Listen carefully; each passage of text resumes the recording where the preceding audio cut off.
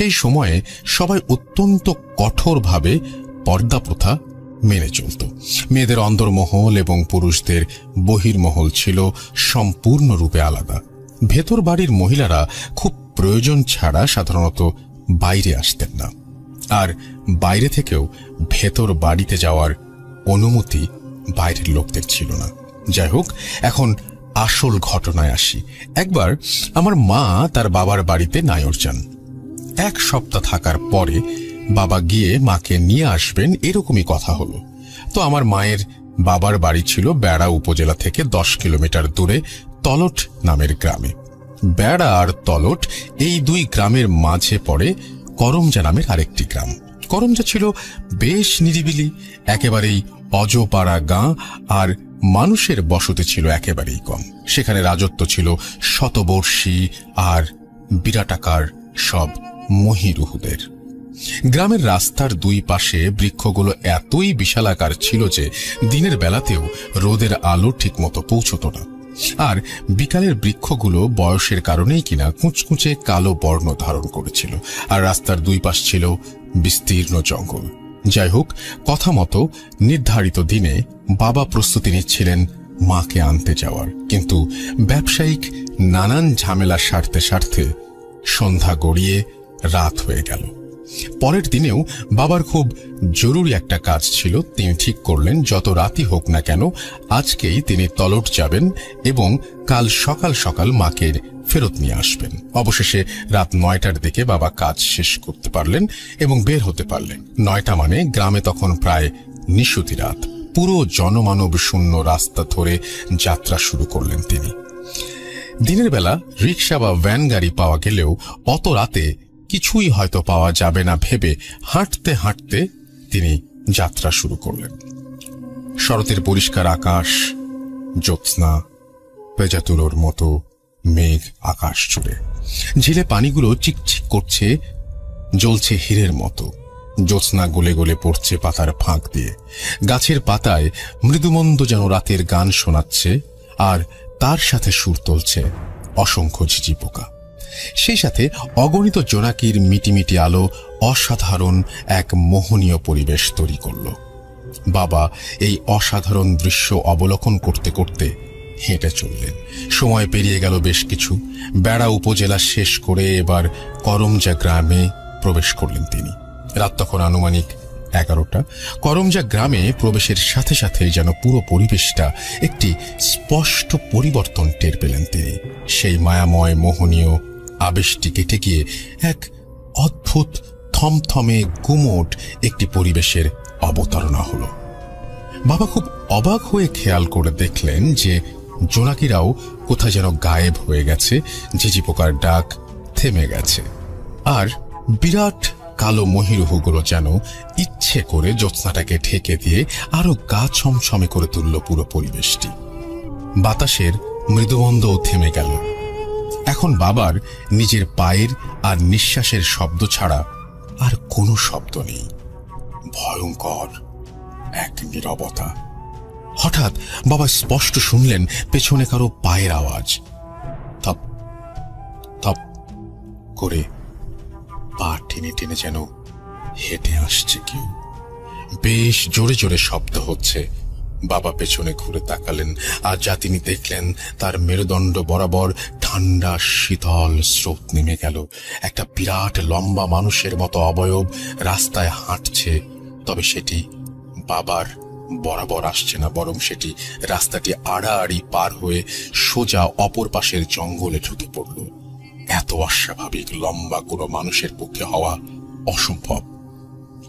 বাবা পুরনো দিনের পরহেজগার মানুষ।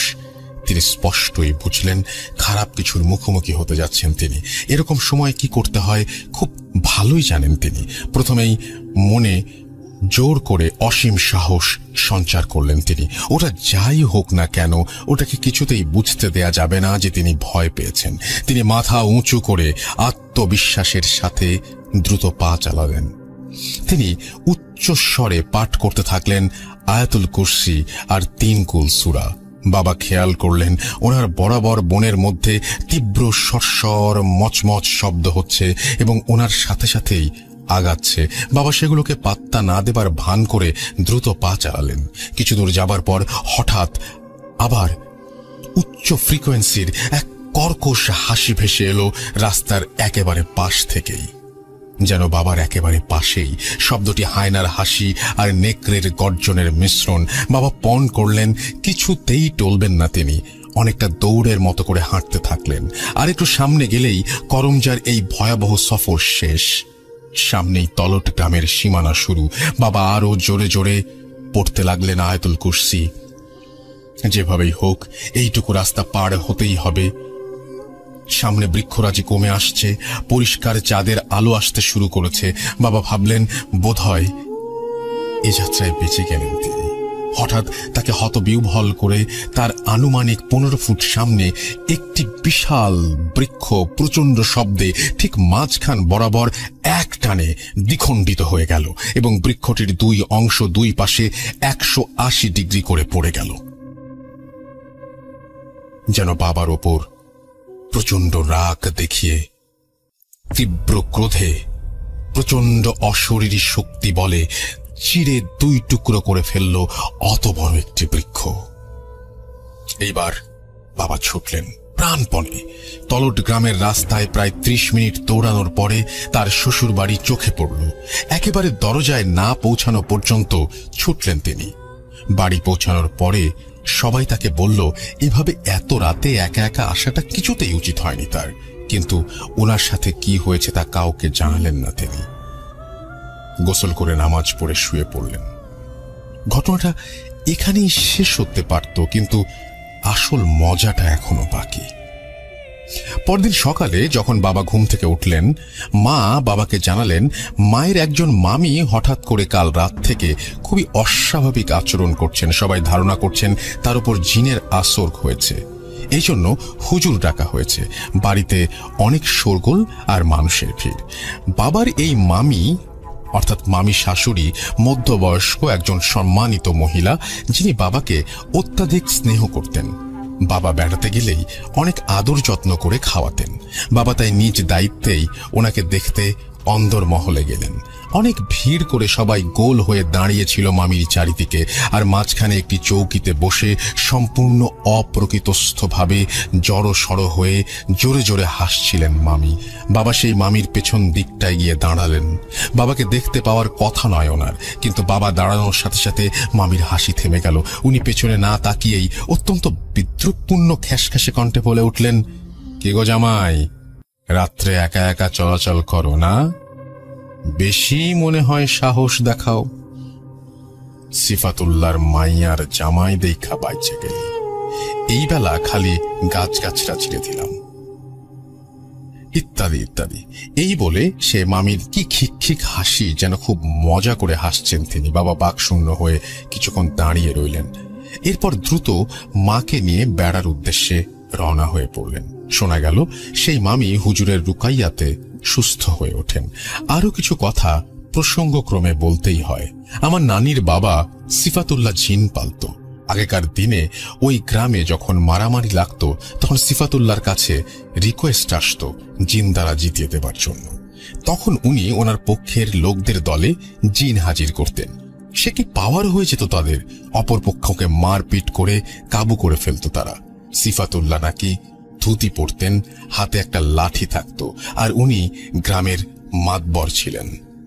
ঘটনাটি এখানেই শেষ। আমার কাছে খুবই অদ্ভুত এবং রোমহর্ষক লেগেছে। এরকম আরো অনেক ব্যাখ্যাতীত ঘটনা আছে আমার কাছে, সময় করে পাঠাবো ইনশাল্লাহ। সবার জন্য অনেক দোয়া ও শুভকামনা রইল। আমি আমার লাইফের একটি ঘটনা আজকে আপনাদের সাথে শেয়ার করতে যাচ্ছি। ঘটনাটি মূলত ঘটে হচ্ছে 2011-তে। তখন আমরা ইউনিভার্সিটিতে পড়ি আমার ফ্রেন্ড সার্কেলের সাথে।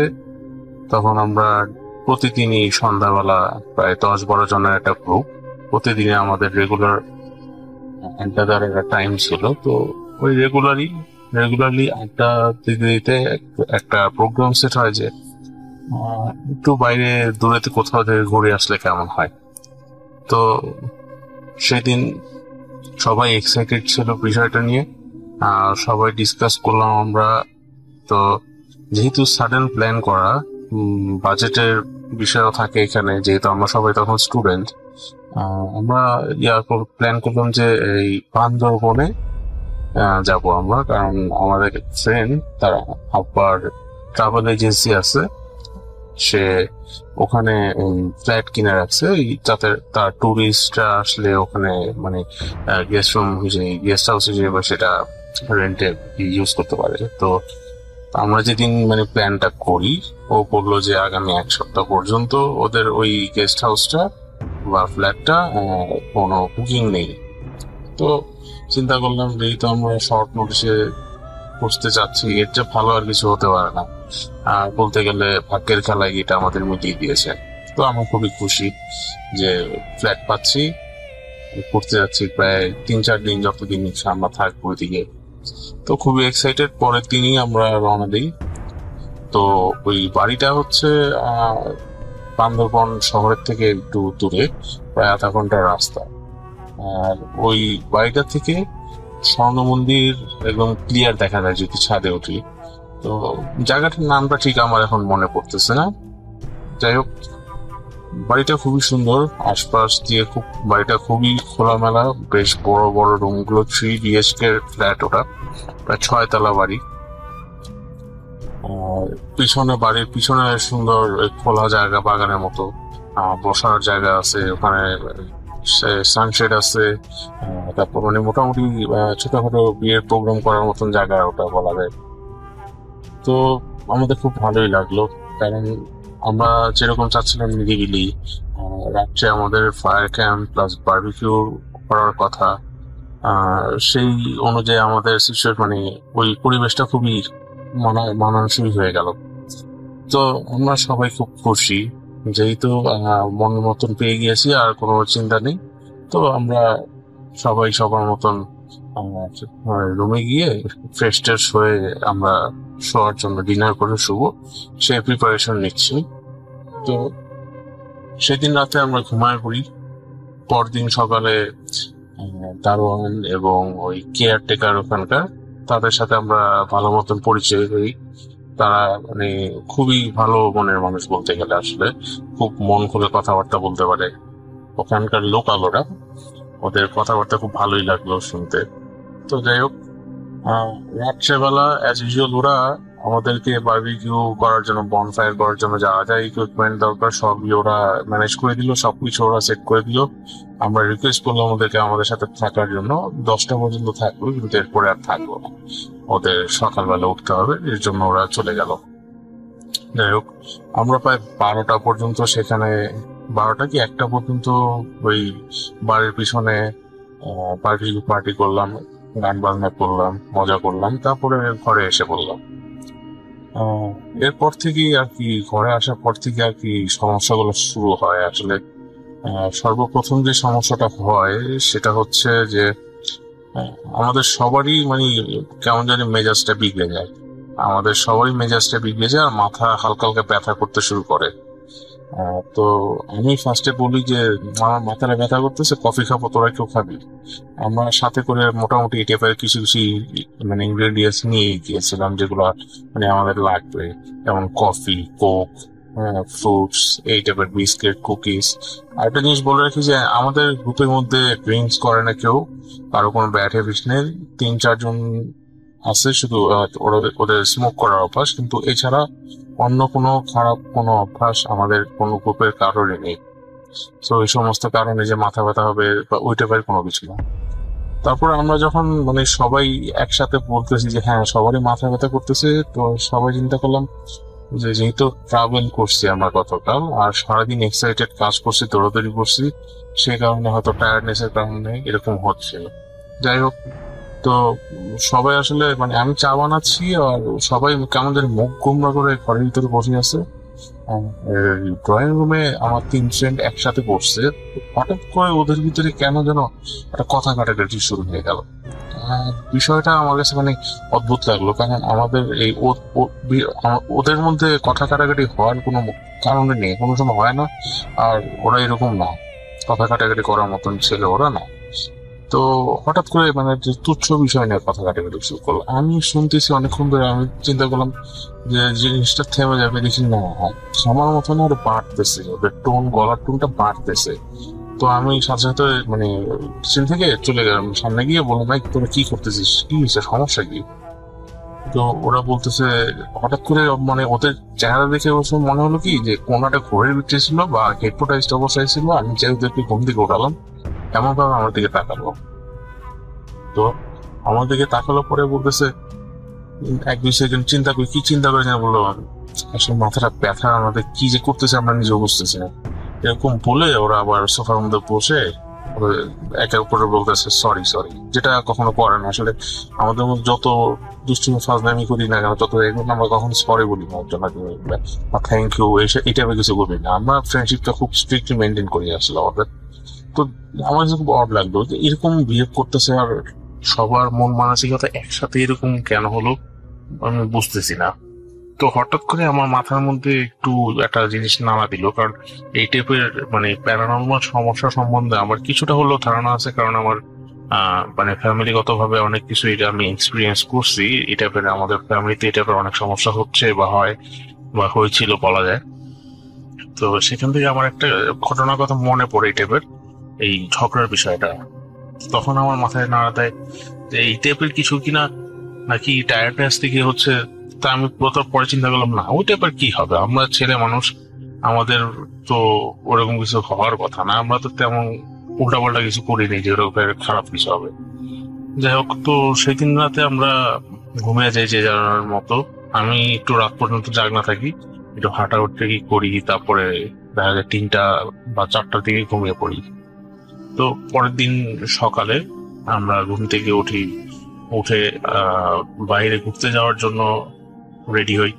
তখন আর কারো মাথার মধ্যেই গতকাল মানে আগের দিন রাতের কথাটা আর কারো মাথার মধ্যে নেই যে একটা ঝগড়া লাগছিল বা কোনো কাটাকাটি হয়েছে, ওইটা ওরকম ওই দেশটাই মানে কারোর মধ্যে নেই বা কারোর মধ্যে মনেই নেই আমার কাছে লাগতেছে এরকম। তো যাই হোক, সারাদিন ঘোরাঘুরি করলাম। তো সেদিন রাত্রে বাসায় আসার পরে এই ওখানে একজন কেয়ারটেকার চাচা আছে, তার সাথে অনেকক্ষণ গল্প করলাম। গল্প করার পরে হঠাৎ করে সে মানে চলে যাবে, তখন কেন যেন বললো আমাদেরকে যে বাবারা তোমরা তো ঢাকা থেকে আসছো, তোমরা কিন্তু রাত হইলে ছাদে টাদে যাও না, 12টা 1টার পরে ছাদে টাদে যাও না বা বাইরে টাইরে যাও না। হ্যাঁ, কিছু লাগলে আমাদেরকে বললো, আমরা আপনাদের তোমাদেরকে এনাদের যা লাগে দিব। আমরা বললাম না বের হব তো কি করতে আর, হ্যাঁ রাত্রেবেলা বের হই না আমরা। পরে আমাকে বলছে যদি পারেন যে বারিন্দাও না গেলে ভালো হয়। হ্যাঁ, আমি বললাম আচ্ছা ঠিক আছে, সমস্যা নাই। আমি বিষয়টা ইয়া করলাম না, কারণ ওরা ওখানকার লোকাল হয়তো ওইসব মানে উল্টাপাল্টা জিনিস বেশি দেখে টাকে বা ওইসব জিনিস বিশ্বাস করে, এরকম চিন্তা করে আমি জিনিসটা মাথা থেকে ঝেড়ে দিলাম। তো আমরা খাওয়া দাওয়া শেষ করি, তখন রাত বাজে 1:30 এরকম সময় আমরা সবাই মিলে একসাথে মানে ড্রয়িং রুমে বসে আছি। তো ড্রয়িং রুমেই হচ্ছে মেইন ডোরটা ওই ফ্ল্যাটের। তো এরকম তখন রাত অনেক, তো হঠাৎ করেই কেমন যেন একটা মানে শব্দ আমাদের গেটের সামনে থেকে আসতেছে, মেইন গেটের সামনে থেকে। কেমন জানি একটা কুকুরের গঙ্গানো বা কোনো একটা জন্তু জানোয়ারের গঙ্গানো শব্দের মতো। হ্যাঁ, তো আমি ঠিক ডিসক্রাইব করতে পারবো না এই শব্দটা, আমি আমার মানে লাইফে কখনো এরকম শব্দ শুনিনি আর বোধহয় না কখনো শুনবো আর ভবিষ্যতে, আর শুনতে চাইও না অ্যাকচুয়ালি। শব্দটা মানে খুবই আস্তে আস্তে শুরু হয়, তারপরে আস্তে মানে ক্রমেই বাড়তে থাকে শব্দটা, গোগানির শব্দটা। তো আমার এক ফ্রেন্ড বলতেছে এটা কুকুরের বা শিয়ালের বাচ্চা বা কিছু একটা হবে, কান্নাকাটি করতেছে। আমি বললি তো গেটের সামনে আসলো কোত্থেকে? বলে যে বলতেছে যে হয়তো নিচ থেকে গেট খোলা ছিল, ঢুকে পড়ছে। একটা জিনিস বলে রাখা ভালো, ওই মানে বাড়ির এরিয়াটা হচ্ছে একদমই সিল করা, বাড়ির যে বাউন্ডারি গুলা একদমই পুরোটা সিল করা, মানে বাইরে থেকে ট্রেস পাস করার কোনো ওয়ে নেই একমাত্র মেইন গেট ছাড়া।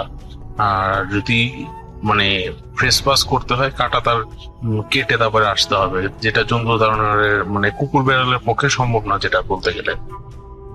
তো যাই হোক, তো শব্দটা শোনার পর মানে আমাদের সবারই কেমন যেন গা ছমছম ভাব হ্যাঁ, সবারই কেমন যেন একটু ভয় ভয় লাগতেছে। তো আমরা কোনো কথা বলতেছি না আর, মানে শব্দটার দিকে সবাই কনসেন্ট্রেট করতেছে। হঠাৎ মানে শব্দটা বাড়তেছে তো বাড়তেই আছে। তারপর কিছুক্ষণ পরে মানে শব্দটা অটোমেটিক বন্ধ হয়ে গেল। বন্ধ হয়ে যাওয়ার পরে তো সবার কেমন জানি মানে সবার ভিতরে কেমন জানি ভয় ঢুকে গেল। মানে বিশেষ করে আমি চিন্তা করতেছি শব্দটা আমি কোনো কিছুর সাথে মিলাতে পারতেছি না, তার কারণটা কি?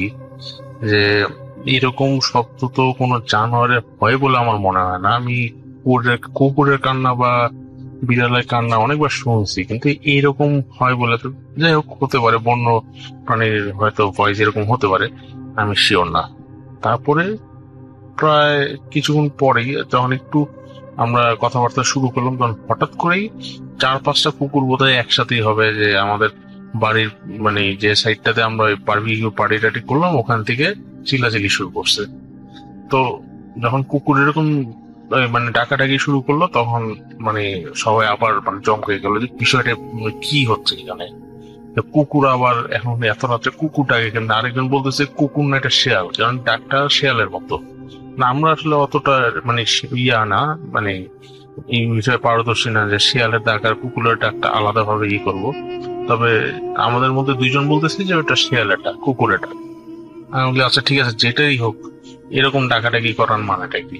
তো যাই হোক, এরকম 1টা 2টা 3টা 4টা 5টা 6টা আমার মনে হয় মানে ওখানে ওই সময় প্রায় 20-30টার মতন এরকম কুকুর বা শিয়াল যাই একসাথে পুরো বাড়িটা ঘেরাও দিয়ে এরকম ডাকাডাকি শুরু করছে। তো আমরা মানে মোটামুটি বেশ ভয় পেয়েছি সবাই, সবাই একটা প্যানিকের ভিতরে এসে পড়ি। আমি দারোয়ান চাচা বা ওইখানকার কেয়ারটেকার যে, তাকে ফোন করি। তো সবচেয়ে অদ্ভুত বিষয় যেটা, ওই ফ্ল্যাটের ভিতরে কখনোই নেটওয়ার্ক ডাউন থাকে না। আমি যখন ফোন দিচ্ছি তখন আমাদের কারো মোবাইলে নেটওয়ার্ক নেই, শুধু আমার মোবাইলে একটা ছিল। ফোন দেওয়ার সময় সেটাও কেটে যাচ্ছে, মানে নো সিগন্যাল দেখাচ্ছে, এরকম সমস্যা। তো আমরা মানে খুবই মানে ওখানে ভয় পেয়ে যাই যে বিষয়টা কি, খুবই মানে অদ্ভুত দেখাচ্ছে বিষয়টা, ভালো লাগতেছে না আমাদের। আসছি আমরা রিল্যাক্স হওয়ার জন্য, কিন্তু এখানে একটা প্যানিক অ্যাটাকের মধ্যে পড়ে যাচ্ছে আর কি। তো এরপরে ওই রাতটা আমরা খুবই মানে ভয়ের মধ্যে কাটাই। দেখা যায় ভোরবেলা আমাদের আজানের টাইমটা দিয়ে এই জিনিসগুলো বন্ধ হয়। তো এরপরে মানে আমাদের খুবই মানে অবস্থা, মানে ওই রাতটাকে খারাপ যায়। তো আমাদের চোখে মানে এত ঘুম যে টায়ার্ড অনেক ওই সময়, ভয়ে টায়ার্ডে মানে আমরা ফজরের আজানের পর পর দিয়ে ঘুমায় এসে পড়ছি সাথে সাথে। তো ঘুমানোর পরে পরের দিন আবার যখন সকালে উঠলাম, তখন বোধহয় প্রায় 12টা বাজে, এরকম দুপুর টাইম হয়ে গেছে। তো এই যে কেয়ারটেকার সে আসছে, নক করতেছে ঘরে। নক করছে পরে আমরা খুলে দিলাম, বললো যে আপনারা নাস্তা টাস্তা করবেন না? আমি বলি, আমি ওই চাচাকে ঘরে আসতে বলে দরজাটা লাগিয়ে দিলাম, যে বললাম যে নাস্তা টাস্তা বাদ দেন, আগে বলেন কালকে রাত্রে আপনারা কই ছিলেন, যে এতগুলো কুকুর শিয়াল কি যাই হোক যে বাড়ির আশপাশ দিয়ে টাকাটাকি করতেছিল, যে আপনারা কি করতেছিলেন? আর এত এইরকম চিল্লাচিল্লির মধ্যে ঘুমাতে পারিনি আমরা কালকে রাতে। তখন সে যা বললো সেটা বললো, তো আমাদের মানে শুনে তো আমাদের অবস্থা খারাপ। যে সে ডাইরেক্ট বলছে যে কিসের কুকুরের কথা বলতেছেন, এখানে কোনো কুকুর বিড়াল ঢুকতে পারে নাকি? আপনারা কুকুর বিড়ালের শব্দ পাইলেন কোত্থেকে? আমি তখন চিন্তা করলাম, না উনি যে কথাটা বলছে কথাটা মানে অযৌক্তিকর না। তার কারণ হচ্ছে আসলে ওই জায়গাটা কুকুর বিড়াল ঢোকার মতো কোনো ওয়ে নেই, কারণ মেইন গেটটা হচ্ছে সলিড স্টিলের। বাড়ির বাউন্ডারির যে মেইন গেট সেটা সলিড স্টিলের তৈরি। ইভেন কি আমাদের বিল্ডিং এর মেইন গেটটাও হচ্ছে কাঠের, একদম সম্পূর্ণ ওই সিল করা কাঠ দিয়ে। তো ঢোকার কোনো ওয়ে নেই। তো প্রত্যেকটা জিনিসই আমরা যেগুলো মানে এই মনে করলাম, যেগুলো এক্সপিরিয়েন্স করছিলাম, ওগুলো হওয়াটা খুবই অস্বাভাবিক ছিল। তো আমরা বললাম, ওনার সাথে শেয়ার করলাম বিষয়টা রাত্রে। তখন ওনারা বললো দেখেন আপনারা তো আসছেন বড় সাহেবের রেফারেন্সে, আপনাদেরকে আমি কিভাবে বলি কথাটা? আমি বলি যাই হোক বলেন না, দেখেন আমাদের রিস্কের ব্যাপার, তো আমরা এতগুলো ছেলেরা আসছি, হ্যাঁ, এর মধ্যে কারো যদি কোনো একটা কিছু হয়ে যায়, আমরা কারোর ফ্যামিলিতে কিভাবে কি জবাব দিব বলে। তখন বলতেছে যে আমি আপনাদের সবচেয়ে ভালোভাবে বলবো কি, আপনারা ঢাকায় চলে যান, আপনাদের আশাটা খুব সম্ভবত মানে ওরা পছন্দ করতেছে না। ওরা পছন্দ করতেছে না এই কথাটা শুনে মানে আমার পিলে চমকাই গেছে তখন। আমি বলি ওরা পছন্দ করতেছে মানে, বলে এখানে একটু সমস্যা আছে, আপনি আপনাদের আমি বইলে বোঝাইতে পারবো না। আমি বলি কি সমস্যা, বলে যে বিশাল সমস্যা, দেখেন এত কিছু আসলে খুলে বলা যাবে না, আপনারা তো বাইরে থেকে আসছেন, একটু বোঝার চেষ্টা করেন, তবে এটা বোঝেন যে এখানে সমস্যা আছে, আর যেটা সমস্যা আছে সেটা তো আপনারা বুঝতেই পারতেছেন। তো আমাদের মধ্যে আবার 2-3 জন একটু বেশি সাহসী আছে, ওরা বলতেছে যে না আমরা আজকে থাইকা দেখবো দেখি কি হয়, দেখি আজকেও এরকম হয় নাকি। তো ওই আগের দিন যেরকম মাথা ব্যথার সমস্যাটা সকালে আমরা মোটামুটি ভুলে গেছি, তো রাত্রের ভয়টাও আমরা দিনের বেলা যখন একটু এনার্জি পাইলাম, তখন রাত্রের ভয়টাও মানে অনেকটাই আমরা ভুলে গেছিলাম, কিন্তু কিছু ওইটা যে হয়েছিল ওটা আমাদের মনে আছে। এরপরে যেটা হলো যে ওই দিন আমরা ঘোরাফেরা করলাম ঠিকই, কিন্তু তেমন একটা মানে ভালো খোশ মেজাজে যে ছিলাম না আমরা। রাত্রের বেলা আমরা যখন বাসায় আসলাম, বাসায় এসে মানে বাসায় ঢোকার সাথে সাথে সবাই আবার মুড খারাপ, যে রাতটা কেন হলো এরকম, একটা রাত হওয়াটা রাতের জন্য দোষ হয়ে গেছে, এরকম একটা অবস্থা। তারপর খাওয়া দাওয়া করলাম, খাওয়া দাওয়া করে আমাদেরকে ওই যে ওই কেয়ারটেকার চাচা সে বললো যে আপনারা ঘরে ভিতরেই থাকেন, বেড টের হবেন না। আমি বললাম ঠিক আছে সমস্যা নেই, আমরা বেড টের হবো না। আর উনি বললো যে আমি একটু জমজম কূপের পানি দিয়ে যাই, একটু ছিটাই নিয়ে ঘরে। আমাদের আচ্ছা ঠিক আছে। তো আমরা আমি জমজম কূপের পানিটা ঘরের এদিক ওদিক ছিটাই রাখলাম। আর এমনি আমরা সবাই খাওয়া দাওয়া সেরে তখন ড্রয়িং রুমে বসলাম সবাই একসাথে। তো এটা বাজে 1:30 বাজে, 2টা বেঁচে গেল, তো আর কোনো ওরকম কিছু শুনতেছি। তো চিন্তা করলাম যা হওয়ার মধ্যে হয়ে গেছে, আর মধ্যে কিছু হবে না, যাই। এরপরে যেটা সমস্যা শুরু হলো সেটা হচ্ছে মানে মানে আরো বেশি ভয়ঙ্কর, সেটা হচ্ছে 2:30টার সময়, রাত 2:30টার সময় এই আমরা এই দৌড়াদৌড়ি শব্দ পাচ্ছি আমাদের উপরের ফ্ল্যাটে। এখন বিষয় হচ্ছে আমাদের ওই মানে আমরা যে বিল্ডিংটাতে আছি, বিল্ডিংটাতে আমরা ছাড়া আর কেউ নেই, এই বিল্ডিংটাতে আমরা ছাড়া আর কেউ থাকে না। আর কেয়ারটেকার বা দারোয়ানদের আলাদা কোয়ার্টার বিল্ডিং এর পাশ দিয়ে, ওই বিল্ডিং এর ভিতরে আর কেউ নেই, আমাদের ফ্ল্যাটটাই শুধু, বাকি সব কটা ফ্ল্যাটই তালা মারা। তো যখন দৌড়াদৌড়ির শব্দটা পেলাম, তখন আবার ওই যে পিলে চমকানো অবস্থাটা আমার, যে এখন আবার কি সমস্যা হলো বাবারে বাবা। হ্যাঁ, মানে ওই মোমেন্টটা আমি আসলে ডিসক্রাইব করতে পারবো না কিরকম ভয়ঙ্কর বা কিরকম ভয় আমরা পাচ্ছিলাম। যাই হোক, ওই 2:30টার সময় এই শব্দটা যখন শুরু হলো, ওই শব্দটাও বাড়তে থাকলো, আর সাথে সাথে দরজার সামনে আবারও সেই গুনগানের শব্দটা। এই শব্দটা চালু হওয়ার পর মানে তখন আমাদের আবার অবস্থা খারাপ, আবারও মোবাইলে আমাদের নেটওয়ার্ক নাই, আবারও মানে ভয় লাগা শুরু হলো, কিন্তু কুকুরের ডাক বা শিয়ালের ডাক আর পাচ্ছি না ওই দিন রাতে। তো ওই দিন রাতে যেটা হলো যে ওই দৌড়াদৌড়ি শব্দটা এক সময় ফ্ল্যাটে থেকে বের হয়ে আমরা তখন পাচ্ছি হচ্ছে যে উপরের থেকে নিচের সিঁড়িতে নামতেছে, আবার নিচের সিঁড়িতে থেকে উপরের সিঁড়িতে নামতেছে, এরকম দৌড়াদৌড়ি করতেছে। তো স্পষ্ট আমরা বুঝতে পারতেছি বিষয়টা। তো আমরা সবাই ওখানে মানে খুব মানে মারাত্মক একটা প্যানিকের ভিতরে পড়ে আছি। এই অবস্থায় আমাদের মধ্যে 2জন ফ্রেন্ড, এরা আবার একটু বেশি সাহসী বলতে গেলে, হ্যাঁ, এরা মানে এইসব জিনিস কমই বিশ্বাস করে, বলে যে না এটা কেউ শয়তানি করতেছে, অন্য কিছু এটা কেউ শয়তানি করতেছে, ওরা শিওর এরকম ভাবে বলতেছে। ওই অতি মানে কি বলবো, ওর যে কাজটা করতে গেছে ওটা ওর না করাটাই অ্যাকচুয়ালি ভালো ছিল, আমি বলবো ওর লাইফে একটা দাগ পড়ে গেছে ওটার কারণে।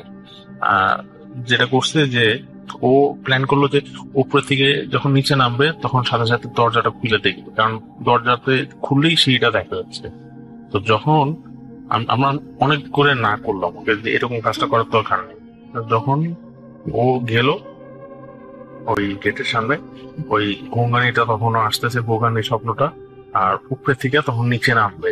তো নিচে নামবে এরকম সময় ও দরজাটা খুলছে, দরজাটা খোলার সাথে সাথে ও মানে ওখানে চিৎকার দিয়ে আল্লাহ বলে চিৎকার দিয়ে পড়ে গেল, আর সাথে সাথে দৌড়ানোর শব্দও বন্ধ, আর ওই গোঙ্গানির শব্দও বন্ধ। সে আর কোনো শব্দই পাওয়া যাচ্ছে না, একদম পিন ড্রপ সাইলেন্স ওখানে, মানে সবকিছু যেমন বন্ধ হয়ে গেল ওদিকে সবকিছু, মানে মানে কি বলবো ওটাকে। তো আমরা তো মানে মানে অবাক সবাই যে কি হলো, মানে কি হলো কি দেখলো, এমন ভয় কিভাবে পাইলো ওর মতন ছেলে যে অজ্ঞান হয়ে পড়ে গেল। মানে ও গেটটা খুলে মনে হয় 5-6 সেকেন্ড হবে, কিন্তু এমন কিছু একটা দেখছে যেটা মানে ও কেন কোনো মানুষ বোধহয় কোনো জিনিস একসেপ্ট করতে পারবে না। তো ওকে আমরা বিছনায় শোয়ানোর পরে দেখি ওর গায়ে জ্বর এসে পড়তেছে, কাঁপাকাঁপি শুরু করে দিয়েছে। তো আমরা মাথায় পানি দিয়ে মানে অনেক চেষ্টা করি রাত্রেবেলা যতটুকু যা করা যায়। তারপরে আমাদের ফ্রেন্ড সার্কেলের ভিতরে যে যতটুকু ভালো মানে সূরা করতে পারে বা নামাজ পড়তে পারে, নামাজি যারা আছে, আমরা সবাই সূরা টুরা পড়ে ফু দিতেছি, আয়াতুল কুরসি পড়তেছি, তারপরে সূরা ফাতিহা পড়তেছি, পড়ে গায়ে ফু দিতেছি। তো এরকম প্রায় ভোর পর্যন্ত ওকে নিয়ে আমরা এরকম টেনশনে। তো ফজরের আজানের পর দিয়ে ওর এই জ্বরটা কমে গেল, গাটা ঘাম দিয়ে জ্বরটা ছেড়ে দিল। তখন আমরা একটু রিল্যাক্স, যে এখন হয়তো একটু ভালো হবে। তো আমরাও সবাই টায়ার্ড, যেহেতু ঘুমায় পড়লাম মোটামুটি 2-3 ঘন্টার মতন একটু ঘুম দিলাম। ভোরবেলা আবার 7টা-8টার সময় উঠলাম। ও সকালবেলা 7টা-8টার সময় উঠেই আমরা ফার্স্টে ওকে চেক করতেছি যে ও ঠিক আছে কিনা। ও ঘুম থেকে দেখি উঠে জানলার সামনে তাকায় বসে রয়েছে, কোনো কথা বলতেছে না। তা আমাদের তো ভয় লেগে গেছে যে এর আবার কি হলো, মানে কোনো কথাই বলছে, মূর্তির মতন জাস্ট বসে রয়েছে ওখানে। তো ওর এই ব্যবহারটা মানে আচরণটা দেখে আমরা সবাই একটু অবাক হই। তারপরে আবার মানে আমি বললাম যে ও যে জিনিস দেখছে হয়তো দেখার মতন ছিল না, মানসিকতা ছিল না, যার কারণে শখটার ভিতরে আছে। এখন কিছু ওকে না জিজ্ঞেস করাই ভালো। তো আমরা কোনো কথাবার্তা বলি না, আমি সাথে সাথে বলি সবাই ব্যাকপ্যাক করে এখন আর কোনো এখানে খাওয়া দাওয়ার কিছু দরকার নেই, ডাইরেক্ট আমরা বাস স্ট্যান্ডে যাবো, ওখান থেকে যে খাওয়া দাওয়া করে তারপরে আমরা ওখান থেকে ঢাকা রওনা দেবো। এখানে আমি আর 1 মিনিটও থাকার জন্য রাজি নেই। তো সবারই মন টন খারাপ, সবাই ব্যাকপ্যাক প্যাক করে সাথে সাথে ওখান থেকে আমরা আমাদের গাড়ি একটা মানে গাড়ি আমরা করে রাখছিলাম, মাইক্রোবাস কন্ট্যাক্ট করে রাখছিলাম। ওনাকে ফোন দিলে সাথে সাথে এসে পড়ে আমাদের নিয়ে গেল। তো উনি জিজ্ঞেস করলো অনেকবার যে কি ব্যাপার, আপনাদের তো 4-5 দিন থাকার কথা আছে, আজকে চলে যাচ্ছেন। তো আমরা কিছু বলিনি, বলে শুধু বললাম যে একটু সমস্যা হয়েছে, জায়গাটা ভালো লাগতেছে না। তো ওনারা দেখলাম মুখটা কেমন জানি গোমরা হয়ে গেল, কিছু বললো না, আর কিছু জিজ্ঞেস করতো না। যাই হোক, ওই জিনিসটা আমার কিছুটা অস্বাভাবিক লাগলো। আর ওখান থেকে যখন আমরা চলে আসলাম ঢাকায়, ওই পুরো রাস্তায় আমি ওই ফ্রেন্ডটাকে আর কিছু, আমরা কেউই আর কিছু জিজ্ঞেস করিনি। ঢাকায় আসার পরে যখন নাকি আমরা ওকে বাসায় দিয়ে আসলাম, তার পরের দিন ওর বাসায় গেলাম। ওর অবস্থা জিজ্ঞেস করার জন্য কেমন আছে। আপুকে বললাম যে ওর অসুস্থ হয়ে গেছিল, জ্বর আসছিল রাত্রে এরকম। তো আম্মু প্রচুর টেনশনে পড়ে গেছে। তো আমরা পরের দিন ওর কাছে জানলাম যে তুই কি দেখছিলি, এমন কেন হলো তোর। তখন ও ওখানে বসে যে যখন ওই কথাটা বললো, ওখানে বসে আমাদের আত্মা পানি শুকায় গেছে। এরকম কথা শোনার জন্য আমরা কেউ রাজি মানে এই রেডি ছিলাম না কথাটা শোনার জন্য। যেটা বললো যে যখন নাকি গেটটা খোলার সাথে সাথে নাকি দেখে যে এই সিঁড়ির রেলিং এর সাথে হেলান দিয়ে একটা ছোট্ট বাচ্চার মতন বসে মানে কান্না করতেছে, মানে বসে রয়েছে। ওর মুখ দিয়ে ঘুঙ্গানি শব্দটা বেরোতেছে, আর ধরে যে নামতেছে, হ্যাঁ মানে কেমন মানে মানুষের মতন আকৃতি, কিন্তু সম্পূর্ণ শরীরটা কালো লোম দিয়ে ঢাকা। আর মাথাটা যখন নামতেছে, উপরে থেকে যখন নামতেছে, ওর চোখের দিকে চোখ একদম বরাবর তাকায় রয়েছে। আর নামার সময় মাথাটা একদম পিছনে ঘুরে যেতেছে, মানে সামনে থেকে মাথাটা 180 ডিগ্রি পিছনে ব্যাক করে ঘুরে যেতেছে। এরকম দেখছে। জিনিসটা দেখার সাথে সাথে ও মানে ওইটা জিনিসটা দেখার সাথে সাথেই সেন্সলেস হয়ে গেছে। তো এই কথাটা যখন ও আমাদের বললো, তখন আমাদেরই মানে ওখানে অবস্থা খারাপ। এটা কি বলতেছে ও, এটা কি দেখছে, এটা কিভাবে সম্ভব, এটা হয় কিভাবে। তো এরপর থেকে আমরা আনফর্চুনেটলি এই টাইপের মানে দূরের কোনো প্ল্যান করলেও মানে এরকম নির্জন জায়গায় আর কোনো সময় বাইরে ঘুরতে যাওয়ার প্ল্যান ট্যান করতে পারিনি বা করার সাহসও করিনি। ইভেন কি এখনো পর্যন্ত আমি কাউকে নিয়ে এভাবে কোথাও ঘুরতে যাওয়ার প্ল্যান করি না, একা গেলে সেটা আলাদা বিষয়। তো এই ছিল আমার স্টোরি। আর জানাবেন কেমন লাগলো আমার ঘটনাটা। এটা আমার লাইফে ঘটে যাওয়া প্রথম ঘটনা বলবো না, এরকম অনেক কিছু আমি এক্সপিরিয়েন্স করেছি লাইফে। তার মধ্যে একটা আমি আপনাদের সাথে সবার সাথে শেয়ার করলাম। So thank you very much. এখন চলে যাব আমাদের পরবর্তী ঘটনায়। আমি আসলে আই এম গেটিং ইমোশনাল, এটা হওয়া ঠিক হবে না, শোয়ের এখন অনেক বাকি। সো আমরা সেকেন্ড ঘটনায় চলে যাচ্ছি। অ্যান্ড এই ঘটনাটি একটা গ্রামের ঘটনা। এনজয় করুন। যারা যারা এই মুহূর্তে ভূত.com শুনছেন তাদেরকে আমার পক্ষ থেকে স্বাগত। যারা যারা ভাবছেন যে না, গ্রামগঞ্জের ঘটনা তো শোনাই হচ্ছে না, বা হয়তো ভাবছেন যে গ্রামের ঘটনা কখন শুনবো, আরে হ্যাঁ, তাদের জন্য আজকে সেই রকমই একটা অজপড়া গ্রাম থেকে ঘটনা নিয়ে আপনাদের সঙ্গে যোগ দিয়েছি আমি শামীম। যে ঘটনাটি ঘটেছে রাজশাহীর বাঘা থানার কোনো এক গ্রামে। ঘটনার সময়টা ছিল আজ থেকে ওই 5-6 মাস আগে। ঘটনাটি যার সঙ্গে ঘটেছিল তার নাম আফতাব মিয়া। লোকটির 2 মেয়ে। বড় মেয়ের বিয়ে হয়ে গিয়েছিল ঘটনার 12-13 দিন আগে, আর ছোট মেয়েটার বয়স এই হয়তো 3-4 বছরে পড়েছে। ঘটনা কিন্তু ওই বড় মেয়েকে কেন্দ্র করেই কিছুটা, মানে হয়েছিল এমন যে বড় মেয়েকে তার শ্বশুর বাড়িতে দেখতে যেতে হবে আফতাব মিয়াকে। আফতাব মিয়া ছিলেন খুবই সাদাসিধে মনের মানুষ আর বড্ড মন ভোলা। তো মেয়েকে যেখানে বিয়ে দিয়েছিলেন সেই গ্রামে তিনি জীবনে একবারই গিয়েছিলেন। গ্রামটির দূরত্ব আফতাব মিয়ার গ্রাম থেকে 25-26 কিলোমিটার দূরে হবে। ওই গ্রামটি প্রায় পদ্মা নদীর কোল ঘেঁষে গড়ে উঠেছিল। একেবারে নতুন একটি গ্রাম এবং খুব বেশি বাড়িঘর নেই সেখানে। তবে যাতায়াত ব্যবস্থা খুব একটা খারাপ ছিল না। তবে সেটা দিনের বেলা। সন্ধ্যা নামতেই রাস্তাঘাট কেমন যেন থমথম করতে শুরু করে। আফতাব মিয়া নিজ বাড়ি থেকে দুপুরের খাওয়া দাওয়া শেষ করে রওনা দিলেন মেয়েকে দেখতে যাবার উদ্দেশ্যে। সময়টা ছিল শীতকাল। ঠিকানাটা ঠিকঠাক মুখস্থ করে তিনি এগিয়ে চললেন তার অভীষ্ট লক্ষ্যে বা অভীষ্ট গন্তব্যে।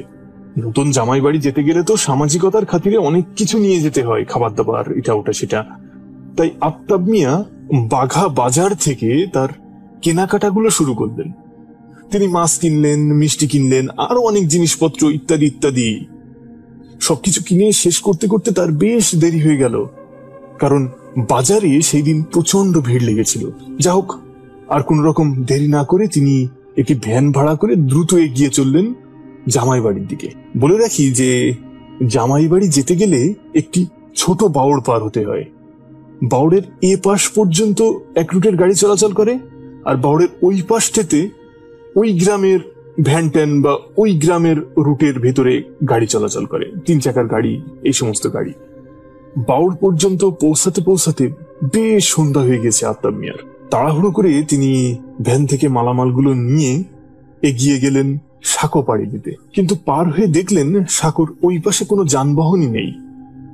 অবশ্য ওইখান থেকে খুব বেশি দূরে নয় তার জামাই বাড়ি, বড়জোর 3 কিলোমিটার হবে। তাই আফতাব মিয়া সিদ্ধান্ত নিলেন যে বসে না থেকে আমি হাঁটতে থাকি, যদি চলতে চলতে কোনো ভ্যান ট্যান বা গাড়ি পেয়ে যাই তাহলে উঠে পড়ব। তিনি সময় দেখবার জন্য মোবাইল বের করতে গিয়ে দেখলেন পকেটে মোবাইলটা নেই। তিনি একটু চিন্তায় পড়ে গেলেন যে ফোনটা কি সে বাড়িতে ফেলে এসেছে নাকি রাস্তাতে কোথাও খোয়া গেল। এটা নিয়ে ভাবতে ভাবতে তিনি প্রায় 1.5-2 কিলোমিটার হাঁটলেন। বেশ অন্ধকার, খুব একটা ভালো করে পথ দেখা যাচ্ছে না। তার পকেটে ছিল একটি গ্যাস লাইটার। ওর পেছনে ছোট্ট একটি টর্চ থাকে। আপনারা জানেন যে গ্যাস লাইটের পেছনে ছোট্ট একটি আলো জ্বলার মতো টর্চ থাকে। হঠাৎ করে মনে পড়তেই পকেট থেকে লাইটারটি বের করে টর্চটি জ্বালাতে জ্বালাতে তিনি এগোচ্ছেন। হঠাৎ একটা 3 রাস্তার মোড় তার সামনে চলে আসলো, যার মাঝখানে বিরাট একটি বটগাছ। আর অল্প একটু গেলেই জামাইদের গ্রাম শুরু। তিনি সেটা জানতেন, কিন্তু কোন দিক থেকে যে যেতে হবে সেটা সে কিছুতেই মনে করতে পারছেন না। এর আগে যখন এসেছিলেন তখন কোন দিক থেকে যে গেলেন গাড়িতে চেপে, এখন সেটা কোনো রকমই আর মাথায় আসছে না। আর এতটা পথ এসেও একটা মানুষ তো দূর, একটা কাকপক্ষীর সঙ্গে দেখা হয়নি আফতাব মিয়ার। তো এই মাথার উপর দাঁড়িয়ে মৃদু আলোয় তার মনে হলো যে ওই ডান দিকের রাস্তাটাই বোধহয় সঠিক। আর তাছাড়া তার বেশ একটু ভয় ভয়ও লাগছিল ওই পরিবেশটাতে, কেননা ওই রকম শীতের রাতে এমন নির্জনতা, নিস্তব্ধতা, আর হাতের অতটা মালামাল নিয়ে একাকী দাঁড়িয়ে থাকাটা যে কোনো মানুষের জন্যই কিন্তু একটা শিহরণ সৃষ্টি করতে পারে, একটা ভয়ের সৃষ্টি করতে পারে। তাই তিনি আর একটু পা চালিয়ে ডান দিকের পথ ধরে এগিয়ে যেতে লাগলেন। বেশ খানিকটা যেও দেখলেন যে তার জামাইদের গ্রামের কোনো পাত্তা নেই, বা কোনো গ্রামেরই কোনো পাত্তা নেই। বরং কেমন যেন প্রকৃতি ভয়ঙ্কর নিস্তব্ধতা পালন করছে, নীরবতা পালন করছে। পথগুলো একেবারে অচেনা লাগছে। তাহলে কি আমি ভুল পথে এলাম? এমনটা ভেবে পেছনে ঘুরতেই তিনি তার ওই ছোট্ট গ্যাস লাইটারের আলোয় দেখতে পেলেন যে একজন কালো বৃদ্ধ লোক তার দিকে বড় বড় দৃষ্টিতে তাকিয়ে রয়েছে। চোখগুলো যেন বাইরে বেরিয়ে আসবে এমন চেহারা তার। আচমকাই আফতাব মিয়ার হাত থেকে পড়ে গেল খাবার জিনিসগুলো, লাইটারটাও। ভয়ে ভয়ে লাইটারটা তুলে যখন আবার জ্বালালেন, তখন দেখলেন সেই ভয়ঙ্কর বৃদ্ধ লোকটি আর সেখানে নেই। সঙ্গে নেই তার ওই মাছের ব্যাগটি। বাকি জিনিসগুলো ঠিকঠাক আছে। ঠিকঠাক জিনিসগুলো তুলে নিয়ে তিনি দৌড়ে যখন ওই 3 রাস্তার দিকে দৌড়াচ্ছেন বা পালাচ্ছেন, তখন হঠাৎ করে তার কিছুর সঙ্গে একটা ধাক্কা লাগলো। তিনি দেখলেন একজন মহিলা ঘোমটা টেনে, বা একজন মহিলার মতো দেখতে কেউ একজন ঘোমটা টেনে কি যেন খাচ্ছে পেছন দিকে তাকিয়ে। তিনি কোন রকম আর কোনো ভাবেই ওখানে দাঁড়ালেন না। তারপর সেখান থেকে প্রচন্ড জোরে দৌড়ে তিনি ওই বট গাছটি, যে 3 মাথার যে বট গাছটি, ওই 3 মাথার ওই বট গাছটির ওই কাছ পর্যন্ত পৌঁছালেন। ওখানে এসে দেখলেন যে ওই বট গাছটির কাছে বা বট গাছটির গোড়ায় কিছু একটা পড়ে আছে, এবং তার পাশে আরেকজন লোক বসে বসে খাচ্ছে, আস্তে আস্তে খাচ্ছে, এবং একটু চোর চোর দৃষ্টিতে আফতাব মিয়ার দিকে তাকাচ্ছে। তিনি খুব ভয়ঙ্কর ভাবে, ভয়ঙ্কর দৃষ্টিতে যখন তাকাচ্ছে আফতাব মিয়ার দিকে, আফতাব মিয়া আস্তে আস্তে সরে যাওয়ার চিন্তা করছে। তিনি তখন কি করবে সেটা ঠিক বুঝে উঠতে পারছে না। হঠাৎ তিনি কিছুর সঙ্গে হোঁচট খেয়ে মাটিতে পড়ে গেলেন। আস্তে আস্তে উঠে দাঁড়িয়ে লাইটটা মেরে দেখলেন তিনি একটা লাশের সঙ্গে হোঁচট খেয়েছেন। সেই লাশটার আবার মাথা নেই। তিনি সেটা দেখে প্রচন্ড ভয় পেলেন, এবং ভয় পেয়ে বাম পাশের রাস্তা দিয়ে তিনি দৌড়ে পালালেন। মানে আগে যে ডান পাশের রাস্তা দিয়ে তিনি দৌড়ে চলে গিয়েছিলেন, রাস্তা ভুল করেছিলেন, এখন তিনি ঠিক সেই অবস্থানে ফিরে বাম পাশের রাস্তা দিয়ে দৌড়ে পালালেন। কিছুটা যেতেই তিনি দেখলেন যে বেশ রাস্তার মাঝখানে একটা বলের মতো কিছু একটা পড়ে আছে।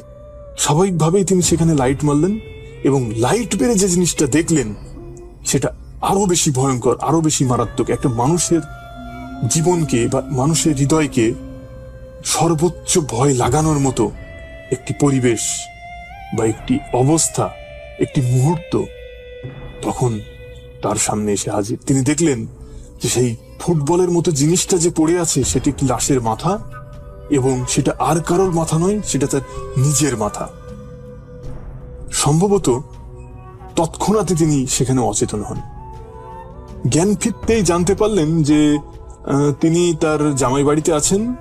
তিনি আরো শোনেন রাতে তার আসবার অপেক্ষায়, যখন মেয়েদের বাড়ির বা শ্বশুর বাড়ির লোকজন অপেক্ষা করছে, সময় পার করছে, তখনও যিনি আসলেন না, তখন তার মেয়ে তার জামাইকে বলেন যে তুমি একটু এগিয়ে যে দেখো তো, আমার বাবার তো আসার কথা ছিল, কিন্তু তিনি কেন আসছেন না, রাস্তায় কোনো গাড়ি টাড়ির সমস্যা কিনা।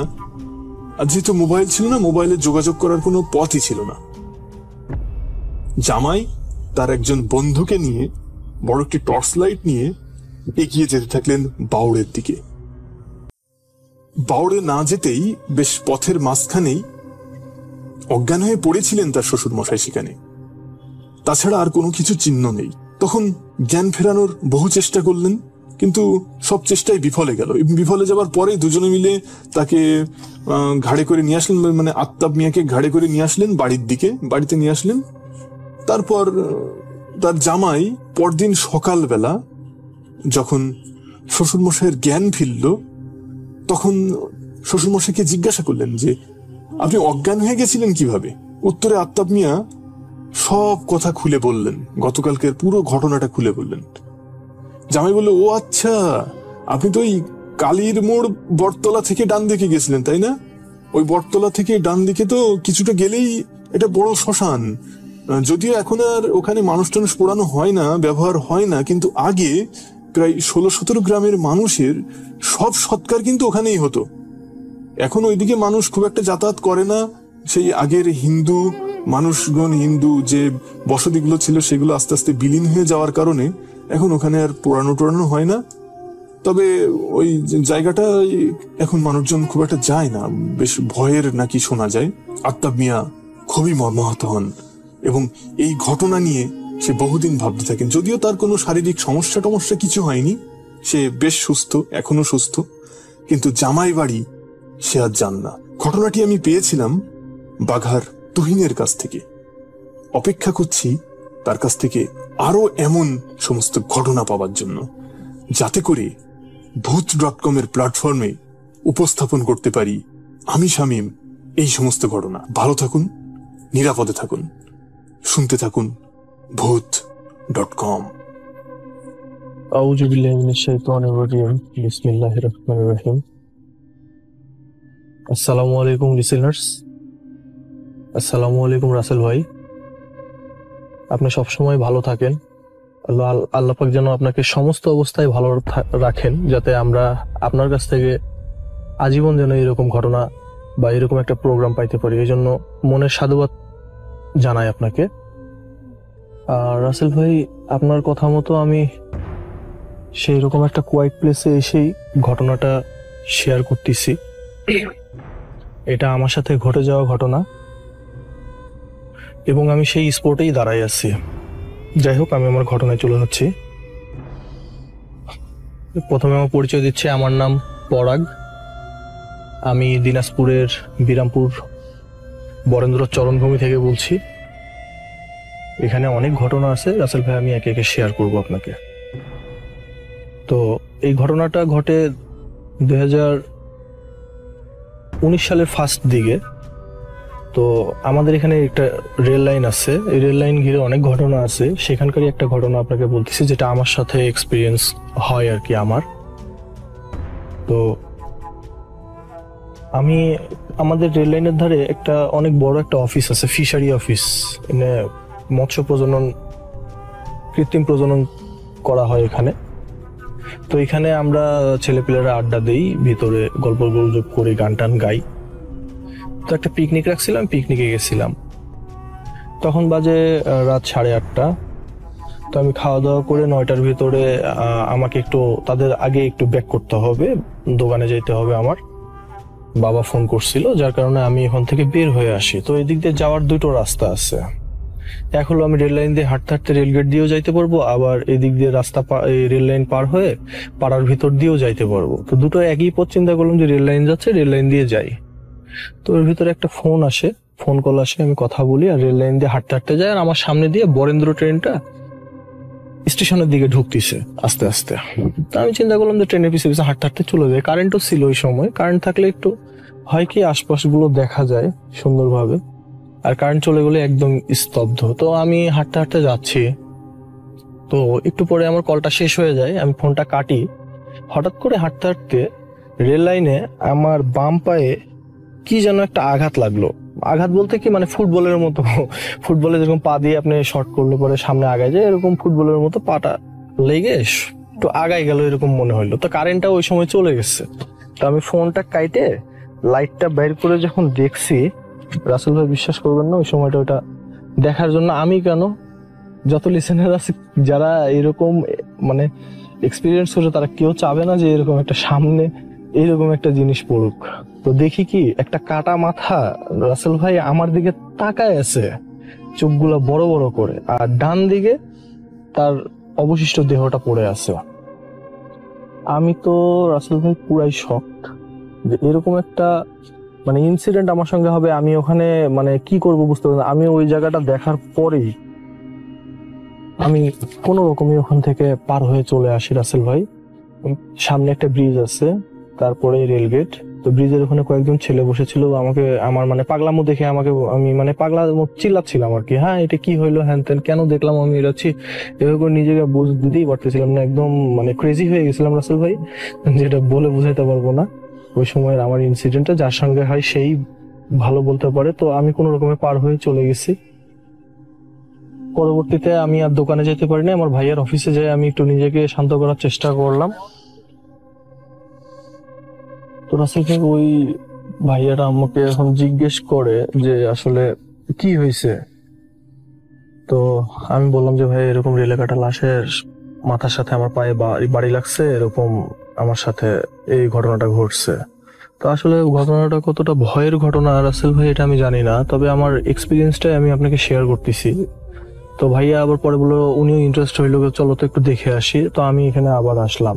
তো আসার পর দেখি সবাই লাশটাকে আসে দেখে চলে যায়, আসে দেখে চলে যায়। এভাবে দেখতে দেখতে একটা পর্যায়ে মনে করেন যে লোকজন কমে যাচ্ছে, কিন্তু লাশটাকে স্থানান্তরের কোনো ব্যবস্থা করতেছে না। তো আমার কাছে জিআরপি মানে রেলের জায়গা, তো জিআরপির নাম্বার ছিল। তো জিআরপি কে আমি হেডকোয়ার্টারে ফোন দিয়ে বলি যে এরকম এরকম অবস্থা, তো লাশটার উপর দিয়ে ট্রেন যাচ্ছে, এটা একটা ব্যবস্থা করেন। তো ওনারা আবার ওই যে আমাদের হিলি স্থলবন্দরের যে সার্কেল পোর্টটা আছে এখান থেকে ওসি কে আনায়, জিআরপির ওসি। উনি আসে লাশটা এখান থেকে আমরা ধরে টরে উঠাই দেই। উনি এসে ছবি টবি উঠাইলো, একজন হিন্দু মানুষের লাশ, উনি আত্মহত্যা করছে, এরকম একটা অবস্থা। তো দেখে ওইভাবে নিয়ে গেল। তো রাত 1টার দিকে আমি সাইন টাইন করে আসলাম, ওরা আবার ওখান থেকে স্টেশনে লাশটা নিয়ে গেল। তো আমি সাইন টাইন করে দিয়ে চলে আসলাম, নেক্সট টাইমে কোনো হইলে পরে তারা আমাকে জানাবে আর কি। তো আমি রাত 1টার দিকে ওখানে সবকিছু কমপ্লিট করে আমি বাসার দিকে চলে যাই। বাসায় যেয়ে খাওয়া দাওয়া করে ঘুমানোর প্রস্তুতি নিয়ে আর কি। তো রাসেল ভাই আমি খাটে মানে শুয়ে পড়ছি, তন্দ্রা আসছে। তো আমার দেখি বাম পায়ে কেমন যেন ঠান্ডা ঠান্ডা অনুভব করতেছিলাম। তো ঠান্ডা ঠান্ডা অনুভব করতেছিলাম, তো চিন্তা করলাম কি, চোখটা খুলে দেখি একটা সাদা অবয়ব আমার বাম পা ধরে কান্না করতেছে। আমি এটা দেখে একটু মানে শকড হই, মানে এটা কি, মানে কি হচ্ছে আমার পায়ের এখানে। তো আমি পাটা ঝাটকাও দিতে পারি না, পাটা অবশ হয়ে গেছে, এরকম একটা অবস্থা। তো একটা আওয়াজ শুনি, উনি আমাকে বলতেছে এরকম করে যে বাবা, আমার এত বড় একটা উপকার করার জন্য তোমাকে অনেক ধন্যবাদ। তুমি যদি আমার সৎকারের কাজটা না করতা তাহলে হয়তো কুকুর শিয়াল আমার লাশটা খাই ফেলতো, ঠিক আছে, ওটা আমার জন্য ভালো হইতো না। তো তুমি আমার যে উপকারটা করছো বাবা, আমি তোমার ঋণ কিভাবে শোধ করবো জানি না বাবা, তুমি আমাকে ক্ষমা করে দাও, আমি আমার পারিবারিক কারণে আত্মহত্যা করছি, এইভাবে কথাটা আমাকে বলছে। তো আমি আসলে শকড হয়ে যাই যে আসলে বুঝি না যে লাশও এরকম ক্ষমা চায়। আমি জিনিসটা খুবই শকড হয়েছি। তো পরে আবার সে চলে যায়। এরপর থেকে ওনাকে আমি আর কোনোদিন দেখি নেই ভাই। রাসেল ভাই, এটাই ছিল ঘটনা। জানি না কতটুকু ভয়ের ঘটনা, তবে আমার সঙ্গে এরকম একটা এক্সপিরিয়েন্স হয়েছে, এটাই আপনাকে শেয়ার করলাম। আর আমাদের বিরামপুরে 1 number 2 number 3 number rice mill, এগুলার অনেক ঘটনা আছে। রেল লাইনের ঘটনা আছে, বরেন্দ্র অফিস এবং আশুরার বিল, জঙ্গল, সীতারকোট, এদিকে অনেক ঘটনা আছে রাসেল ভাই। আল্লাহ রহমতে আপনি আমার জন্য দোয়া করবেন এবং সকল লিসেনারকে বলি যে আমার জন্য একটু দোয়া করবেন। আমি রাসেল ভাই 7 বছর যাবত ট্রাই করতেছি, আপনাকে ঘটনা পাঠাইতে পারি নাই। একবার এক এক সমস্যার মধ্যে পড়ি। আমি মনে করি যে হয়তো কোনো অলৌকিক শক্তি চায় না যে কিছু কিছু ঘটনা এগুলো মানুষের জানার মধ্যে পড়ে বা কেউ জানুক, তারা এটা পছন্দ করে না, যার কারণে অনেক সময় অনেক কিছু গোপন রাখতে হয়, যার কারণে আমি ঘটনাও পাঠাইতে পারি নাই। আমার অনেক সমস্যা হয়ে গেছিল। যাই হোক রাসেল ভাই, এটা আমার প্রথম ঘটনা পাঠাইলাম, আশা করি ভালো লাগলে লিসেনারদেরকে শেয়ার করবেন। Thank you so much. Long live ভূত.com। আসসালামু আলাইকুম রাসেল ভাই, আশা করি আপনি ভালো আছেন। আমি সাকিব, আমি রংপুর জেলা চৌধুরী থেকে বলতেছি। আমি বাংলাদেশ কৃষি বিশ্ববিদ্যালয়ে সেকেন্ড ইয়ারে পড়াশোনা করি। আমি আজকে যে ঘটনা শেয়ার করতে যাচ্ছি সেটা 2004-05 সালের দিকে ঘটা। আমি কথা না বলি সরাসরি ঘটনায় চলে যাচ্ছি। তো ঘটনাটা অ্যাকচুয়ালি আমাদের গ্রামে ইসমাইল নামে এক কুস্তিগির ছিল। উনি অনেক বিখ্যাত ছিল, আপনারা হয়তো অনেকে চিনতে পারবেন। উনি কুস্তি খেলার জন্য বিভিন্ন জায়গায় যাইতো আর কি। তো উনি সেবার হচ্ছে ফরিদপুরে যায় কুস্তি খেলার জন্য। তো ফরিদপুর থেকে যখন ব্যাক করে তখন রংপুরে আসতে আসতে প্রায় রাত 10টা বেজে যায়। তো 4-5 সালের দিকে রাত 10টা মানে অনেক রাত। তো অতটা এদিকে যেহেতু উত্তরাঞ্চল অতটা ওভাবে উন্নত হয়নি, তো ওরকম অত গাড়ি ঘোড়া ছিল না। তো উনি রংপুর থেকে যখন রওনা দেয়, একটা ভ্যান পাইছিল, ভ্যানে করে রওনা দেয়। তো রংপুর থেকে আমাদের হচ্ছে ওদের গ্রাম, আমাদের বাসা আর কি, প্রায় 30 থেকে 40 কিলোমিটার হবে। তো চৌধুরানী পর্যন্ত ওই ভ্যানটা আসছে, আর এদিকে আসবে না। তো চৌধুরানী থেকে নেমে পড়ে। তো চৌধুরানী থেকে গ্রামটা প্রায় 2 কিলোমিটার হবে রাস্তা। তো 2 কিলোমিটার রাস্তা, এখন একটা রাস্তা আছে মেইন রাস্তা যেটা, সেটা একটু ঘুরে আসতে হবে। আরেকটা ভিতর দিয়ে, গ্রামের ভিতর দিয়ে একটা রাস্তা আছে, সেই রাস্তা দিয়ে আসলে একটু তাড়াতাড়ি হবে। তো উনি যেহেতু বললো যে এদিক দিয়ে তাড়াতাড়ি হবে, তা আমি এদিক দিয়ে যাই, তাহলে আমাদের জন্য সুবিধা হচ্ছে। তো এখন উনি বের হলো, হাঁটতেছে, হাঁটতে হাঁটতে সিগারেট খাচ্ছে, সিগারেট ধরে হাঁটতেছে। তো এখন আস্তে আস্তে একটা গাছ আছে, তেঁতুল গাছ, গাছটা এখনো আছে, অনেক বিশাল। তো ওইখানে আসার পর একটা কান্নার আওয়াজ পাচ্ছে। তো কান্নার আওয়াজ, বাচ্চার কান্নার আওয়াজ। তো এখন উনি ভাবতেছে আচ্ছা এত রাতে কান্নার আওয়াজ কই থেকে আসবে। তো আচ্ছা উনি অত কিছু না চিন্তা করে উনি খোঁজাখুঁজি শুরু করলো। তো খুঁজতে খুঁজতে দেখে যে রাতটা ছিল চাঁদনি রাত। তো এখন উনি দেখলো যে গাছের মধ্যে, বেশি না, প্রায় 8 থেকে 10 ফুট হবে, এই উপরে একটা বাচ্চা কান্না করতেছে। তো এখন বলতেছে কে কে কে ওখানে? তো বলতেছে যে ইসমাইল কাকা, আমি। তো বলছে, উনি কণ্ঠ শুনে বুঝতে পারলো যে ওনার এই গ্রামের ছেলে। তো উনি বললো কিরে তুই এত রাত এখানে কি করতেছিস? বলছে কাকা আমি তো চৌধুরী গেছিলাম বাজার করতে, তো আসতে ধরে প্রায় রাত হয়ে গেছে, তো আমি তো অত কিছু না ভেবে আমি আসতেছি, একটা কুকুর ধাওয়া করছে আমার। তো আমি সেই ভয়ে দৌড়ে এসে গাছে উঠছি। তো আমি গাছে উঠছি, এখান থেকে অনেক আমি আর এখান থেকে নামতে পারতেছি না। তো এখান থেকে কেউ আর যাচ্ছেও না, আমি তখন তো এখানে গাছের মধ্যে বসে আছি, কেউ আমাকে নামাইতে, আমি এখন নামতে পারতেছি না, আমি এখন বাসায় যেতে পারতেছি না। তো বলতেছে ও আচ্ছা থাম থাম, ওখানে থাম। তো বলছে তুই ই কর, আমি তো একটা লাঠি দিচ্ছি, তুই লাঠিটা ধরে ঝাঁপ মার, আমি তোকে ধরতেছি। না না আমি তো নামতে, আপনি গাছে উঠেন, গাছে উঠে আমাকে নামাইনি। তো এখন উনি অত কিছু না ভেবে গাছে উঠলেন। তো উঠে এখন বলতেছে যে তুই আমার পিঠে চড়, আমি তোকে নামাই দিচ্ছি। তো এখন বাচ্চারা ওকে ওর পিঠে চললো। তো পিঠে চড়ে এখন নামতেছে। তো বেশি দূরত্ব না, জাস্ট যেহেতু 10 ফুট, মানে একটু ঝাঁপ মারার ব্যাপার। এখন ওই বাচ্চারা যেহেতু ঘাড়ে আছে, সে তো ঝাঁপ মারতে পারবে না, এখন গাছ বয়ে বেয়ে নামতে হবে। তো এখন নামতেছে, যে বাচ্চাটাকে পিঠে নিছে, মনে হচ্ছে কত না ভারী একটা জিনিস পিঠে নিছে, এবং উনি বুঝতেছে মনে কেউ ওর পিঠের মধ্যে নখ ঢুকাই দিচ্ছে, মানে আচরণ আর কি, নখ ঢুকাইতে মাংস তুলে নিচ্ছে, এরকম একটা ফিলিং পাচ্ছে। তো উনি একটু নিচে নামার পরেই মাটিতে পড়ে যায়। মাটিতে পড়ে যাওয়ার পর উনি যেটা দেখেছিলেন, আসলে ওটা দেখার জন্য কখনোই প্রস্তুত ছিলেন না। ওটা আসলে কোনো বাচ্চা না, একটা বিভৎস চেহারার একটা মানুষ। ওটা দেখার সাথে সাথেই উনি সেন্সলেস হয়ে যায়, ওখানে সেন্সলেস হয়ে যায়। তো ওখানে পড়ে থাকেন। তোর ওই রাতে, অর্থাৎ সেদিন হাটের দিন ছিল, চৌধুরী গ্রামে অঞ্চলে হাট বলে, অর্থাৎ হাটের দিনে বেশি লোকজন হয়। তো চৌধুরী থেকে বাজার করে ব্যবসায়ীরা আসতেছিল, 3-4 জন এরকম ছিল। তো ওরা আসতেছিল, আসার সময় দেখে যে ওই ইসমাইল কুস্তিগির ওখানে পড়ে আছে। যেহেতু উনি অনেক বিখ্যাত ছিল, সবাই ওনাকে চিনতো। তো এখন সবাই ধরাধরি করে বাসার দিকে নিয়ে আসছে। তো বাসায় নিয়ে এসে মুখে পানি টানি দিছে, দিয়ে যাই হোক করছে। উনি কথা বলতে পারতেছেন না, আর তো কথা বলতে পারতেছেন না। তো উনি করা হলো, ডাক্তার ডাকা হলো। ডাক্তারের কাছে এখন গেল, ডাক্তার বলতেছে যে ওকে হইছে, ওর হাড়ের সমস্যা হয়েছে, উনি যে দাঁড়াতে পারতেছেন না, ওর হচ্ছে কোমরের মধ্যে ওর কোনো প্রবলেম হয়েছে। তো এটা বলার পর ডাক্তার বলতেছে আসলে এটা আমার দ্বারা সম্ভব না, আপনার রংপুর মেডিকেলে নিয়ে যান। তো রংপুর মেডিকেলে নিয়ে যাওয়া হলো। তো মেডিকেল ডাক্তার দেখার পর এক্সরে করতে দিল। এক্সরে করার পর ওখানে দেখা গেল যে ওর মেরুদণ্ড হাড়টা এমন ভাবে ভেঙে গেছে, মানে একদম দুমড়ে মুচড়ে গেছে যেরকম, সেরকম ভাবে। তো ডাক্তার বললো আসলে এটা কখনো ভালো হবে না, আপনি এটা হচ্ছে ওনাকে সবসময় শুয়ে থাকতে হবে, এরকম ভাবে যতদিন বেঁচে থাকবে ততদিন বাঁচা সম্ভব, আসলে তাছাড়া ওনার দাঁড়ানোর কোনো স্কোপ নাই এখানে। তো যাই হোক, ওখানে ওনাকে বাসায় নিয়ে এসে ট্রিটমেন্ট দেওয়া হচ্ছে। আস্তে আস্তে উনি প্রায় 3-4 মাস পর এরকম উনি শেষ পর্যন্ত মারা যান। তো মারা যাওয়ার আগে উনি একটু সুস্থ, মানে কথা বলা পর্যায়ে গেছিল, মানে কথা বলতে পারছিল, তখন তো কথা বলতে পারতো না। তো তখন উনি ওনার কাহিনীটা সবাইকে বলছিল যে আমার সাথে এই ঘটনা ঘটছিল। তো আসলে তারপরে ওই ডাক্তারি করার পাশাপাশি অনেক কবিরাজও দেখানো হয়েছিল, অনেক করা হয়েছিল, বাট কোনো কাজ হয়নি, শেষ পর্যন্ত উনি মারা গেছে। তো ঠিক এই ঘটনার 3 থেকে 4 মাস পর, 3 থেকে 4 মাস হবে, তো জুম্মন নামে এক স্টুডেন্ট ছিল, মানে তখন ওই ক্লাস 10 পড়তো। তো ওই একদিন হচ্ছে সন্ধ্যার সময় ওই চৌধুরী থেকে বাজার করে বাসার দিকে আসতেছে। তো সন্ধ্যা হয়ে গেছে, ওখানে আসছে। তো বেশি রাত হয়নি আর কি, কেবল অন্ধকার হয়ে গেছে। তো ওই সময় দেখে ওই সেম একটা কান্নার আওয়াজ পাচ্ছে। তো কান্নার আওয়াজ পাচ্ছে, এখন উনি আবার জুম্মন খোঁজা শুরু করলো যে কোথায় কোথায় কোথায় কান্নার আওয়াজ।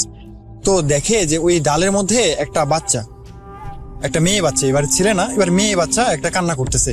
তো যে অতটা সন্ধ্যা হয়নি, তো বোঝা যাচ্ছে যে। তো এখন বলতেছে যে তুমি এখানে কি করো? তো বলতেছে যে আমি এরকম আমি ইয়াতে গেছিলাম, তো আমাকে একটা কুকুর ধাওয়া করছে। কুকুর ধাওয়া করছে, আমি দৌড়ে এখানে উঠছি। কয় ওখানে উঠছো কেন? আমার নামে এসো, নামে এসো। কয় আমি তো নামতে পারতেছি না, এই কারণে তো আমি আপনাকে আমাকে গাছে উঠে আমাকে নামাই দেন। তো বলতে এই কথা বলার সাথে সাথে ওনার মনে পড়লো সে ইসমাইল কুস্তিগিরের কথা, যে হ্যাঁ ওনার সাথে এই ঘটনা, এরকম ঘটনা ঘটছিল। উনি তো গাছে ওঠার পর এরকম ভাবে ওনাকে শেষ পর্যন্ত উনি মারা গেছে। তো সে বুঝতে পারে, জুম্মন আসলে বুঝতে পারে যে আসলে এ কোনো না হইতে পারে, অর্থাৎ কোনো অশরীরী আত্মা হইতে পারে। তো এখন সে বুদ্ধি করে সে বলে যে আচ্ছা তুমি করো, আমি তোমাকে লাঠি দিচ্ছি, তুমি নেমে গাছ থেকে নামো। না না তুমি ওঠো। কেন? আমি সমস্যা নাই, আমি মই দিচ্ছি, তুমি মই এনে দিচ্ছি, তুমি গাছ থেকে নামো। না না ওইগুলা দিয়ে কিছু হবে না, তুমি গাছে ওঠো, আমি তোমার সাথে নামবো, আমি নামতে পারবো না। তো এখন এটা ভেবে সে এখন ভয়ে মানে ওখান থেকে একটা দৌড় দেয়। তো কিছু দূর আসার পরে দেখি সে মেয়েটা ওর সামনে দাঁড়িয়ে গেছে।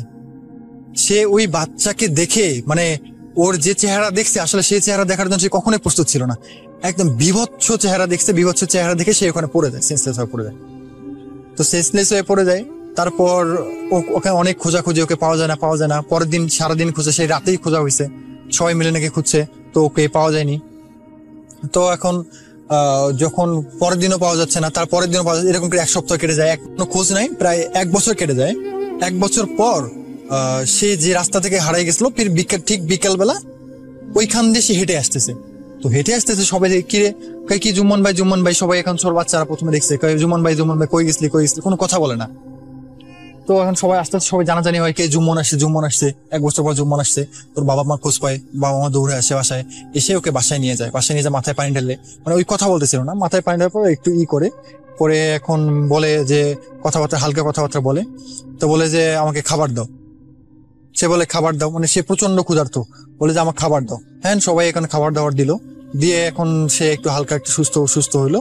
হওয়ার পর সে বলতেছে যে তার সঙ্গে কি ঘটছে। আসলে তাকে নাকি আচ্ছা একটা ওই মেয়েটা তাকে উঠাই নিয়ে গেছে, অর্থাৎ যে যখন তার হচ্ছে যখন জ্ঞানটা ফেরে, সে দেখে যে মানে অনেক লম্বা মানুষ, সবাই অনেক লম্বা মানুষ, সে একাই ওখানকার খাটে মানুষ, অনেক ফর্সা, অনেক সবাই পাঞ্জাবি পায়জামা পরা, সবাই অনেক দাড়ি, মানে অনেক বৃদ্ধ লোক, মানে অনেক সুন্দর উজ্জ্বল চেহারা, তার মধ্যে সে ওখানে একাই আছে। সে আসলে ওকে নাকি পরি উঠাই নিয়ে গেছিল, সে বলে সব ঘটনা খুলে বলে যে ওখানে কি হয়েছে না হয়েছে। ওকে নাকি এটা নিষেধ করছিল যে বাসায় এসে যেন সে এই ঘটনাগুলো কাউকে না বলে, তারপরও সে সবাইকে বলছে। তো এরকম সবাই সুস্থ হয়, তো করে হুজুর ডাকা হয়, হুজুর ডেকে তাকে করা হয়, তাকে হচ্ছে পানি পোড়া খাওয়ানো হয়। তো যাই হোক, সুস্থরাও ঠিকঠাক মতো সবকিছু চলতেছে। তো ঠিক মানে 3 মাস পর, 3 মাস পর আবার ওই রাস্তা থেকেই ওকে আবার উঠাই নিয়ে চলে যায়। এরকম করে প্রথম দিন খোঁজ নেয়, দ্বিতীয় দিন খোঁজ নেয়, তৃতীয় দিন খোঁজ নেয়, এবং 7ম দিনের বেলা সে আবার ফিরে এসে সে আবার ওই কাহিনী বলে যে আমাকে আবার উঠাই নিয়ে গেছিল। প্রথমবার তো আমাকে বলছিল, আমাকে প্রথমবার নাকি ওকে বিয়ে পড়াই দিতে চাইছিল ওদের সাথে। তো ওই নাকি ওখানকার পরিবেশের সাথে ম্যাচ করতে পারছিল না। তো এখন ওখানকার যে সবাই বলছিল যে আচ্ছা একে আবার দেশে পৃথিবীতে পাঠিয়ে দেওয়া হোক। তো ওখানে যাওয়ার পর এর নেক্সট টাইম যখন ওকে নিয়ে আসা হবে, তখন যদি এই পরিবেশের সাথে খাপ খাওয়াইতে পারে তাহলে আমরা বিয়ে দিয়ে দেবো। তো আমি আবার গেছিলাম।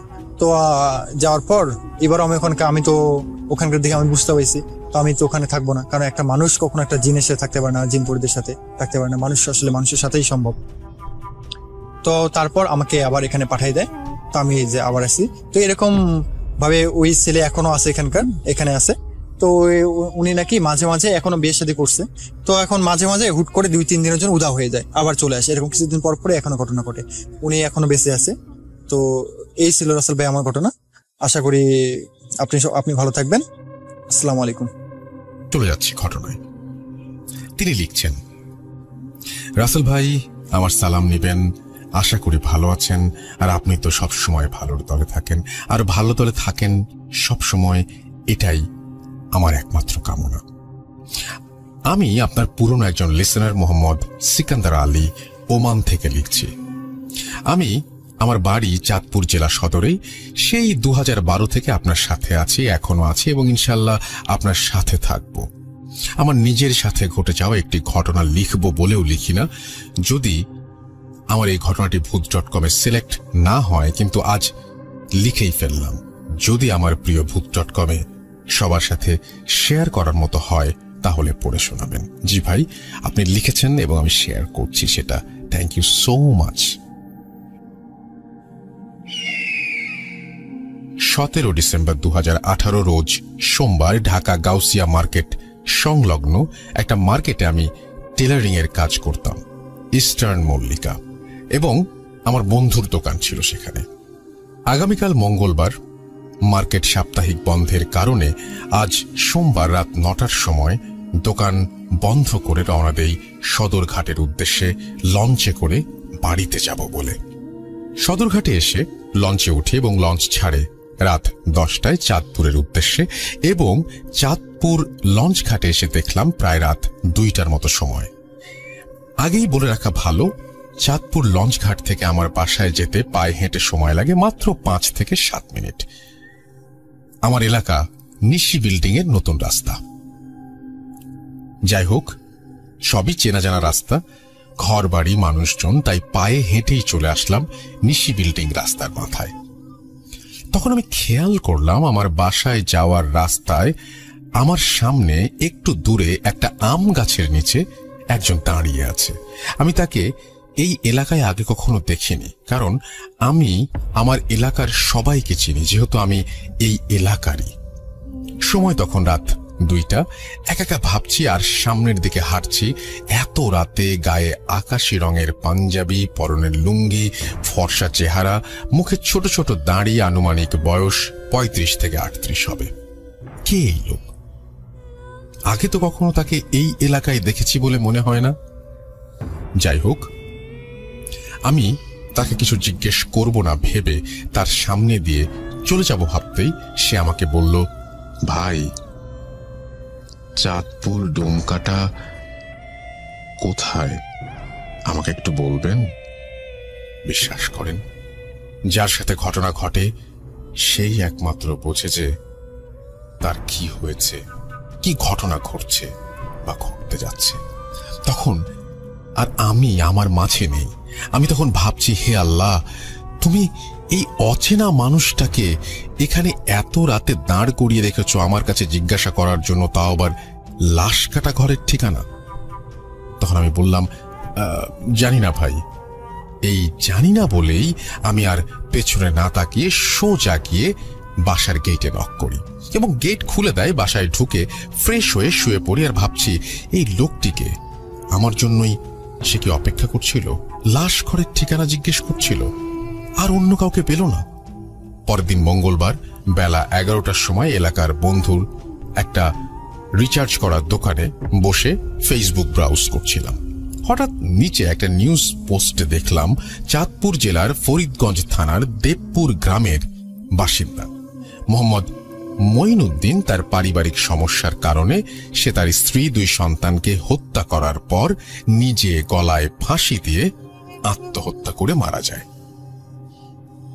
এটা তো দেখে আর কিছু মনে করলাম না।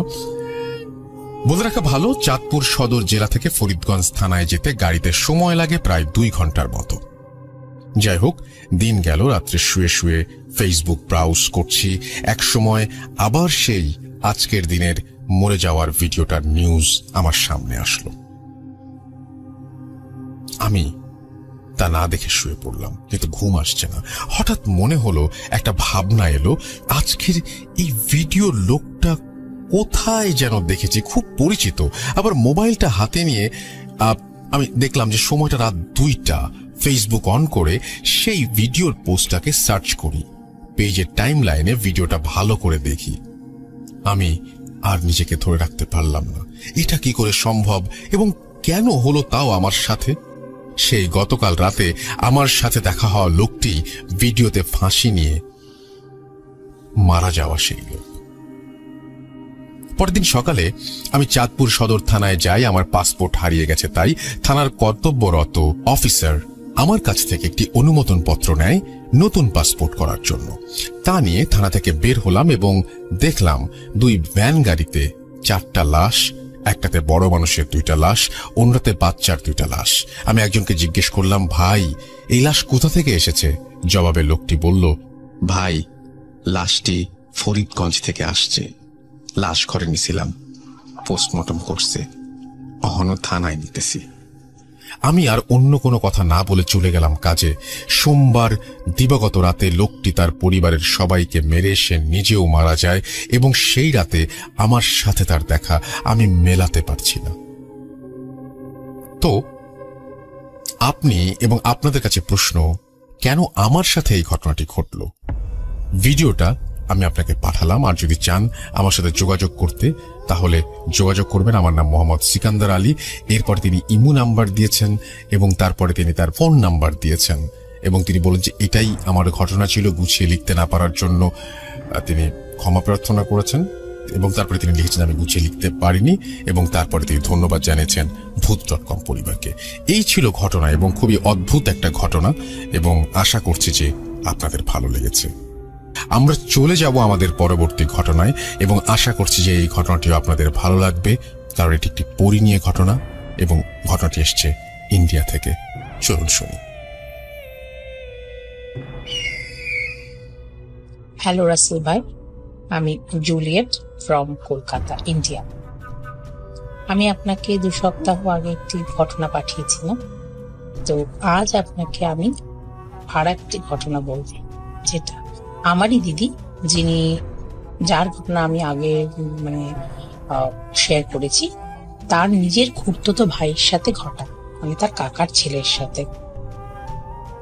এই ঘটনাটি ঘটে বনগা, আমাদের ইন্ডিয়াতে বনগা বলে একটি জায়গা আছে, বনগায়। আমি সংযত কারণে তার নাম বা পরিচয় দিতে পারছি না, আমায় ক্ষমা করে দেবেন। কিন্তু ঘটনাটি খুব ইন্টারেস্টিং। ঘটনাটি হচ্ছে, এই ছেলেটি যখন ক্লাস 3 কিংবা 4-এ পড়ে, তো তখন সে যখন স্কুলে যেত, হঠাৎ একদিন সে আর স্কুল থেকে বাড়ি ফেরে না।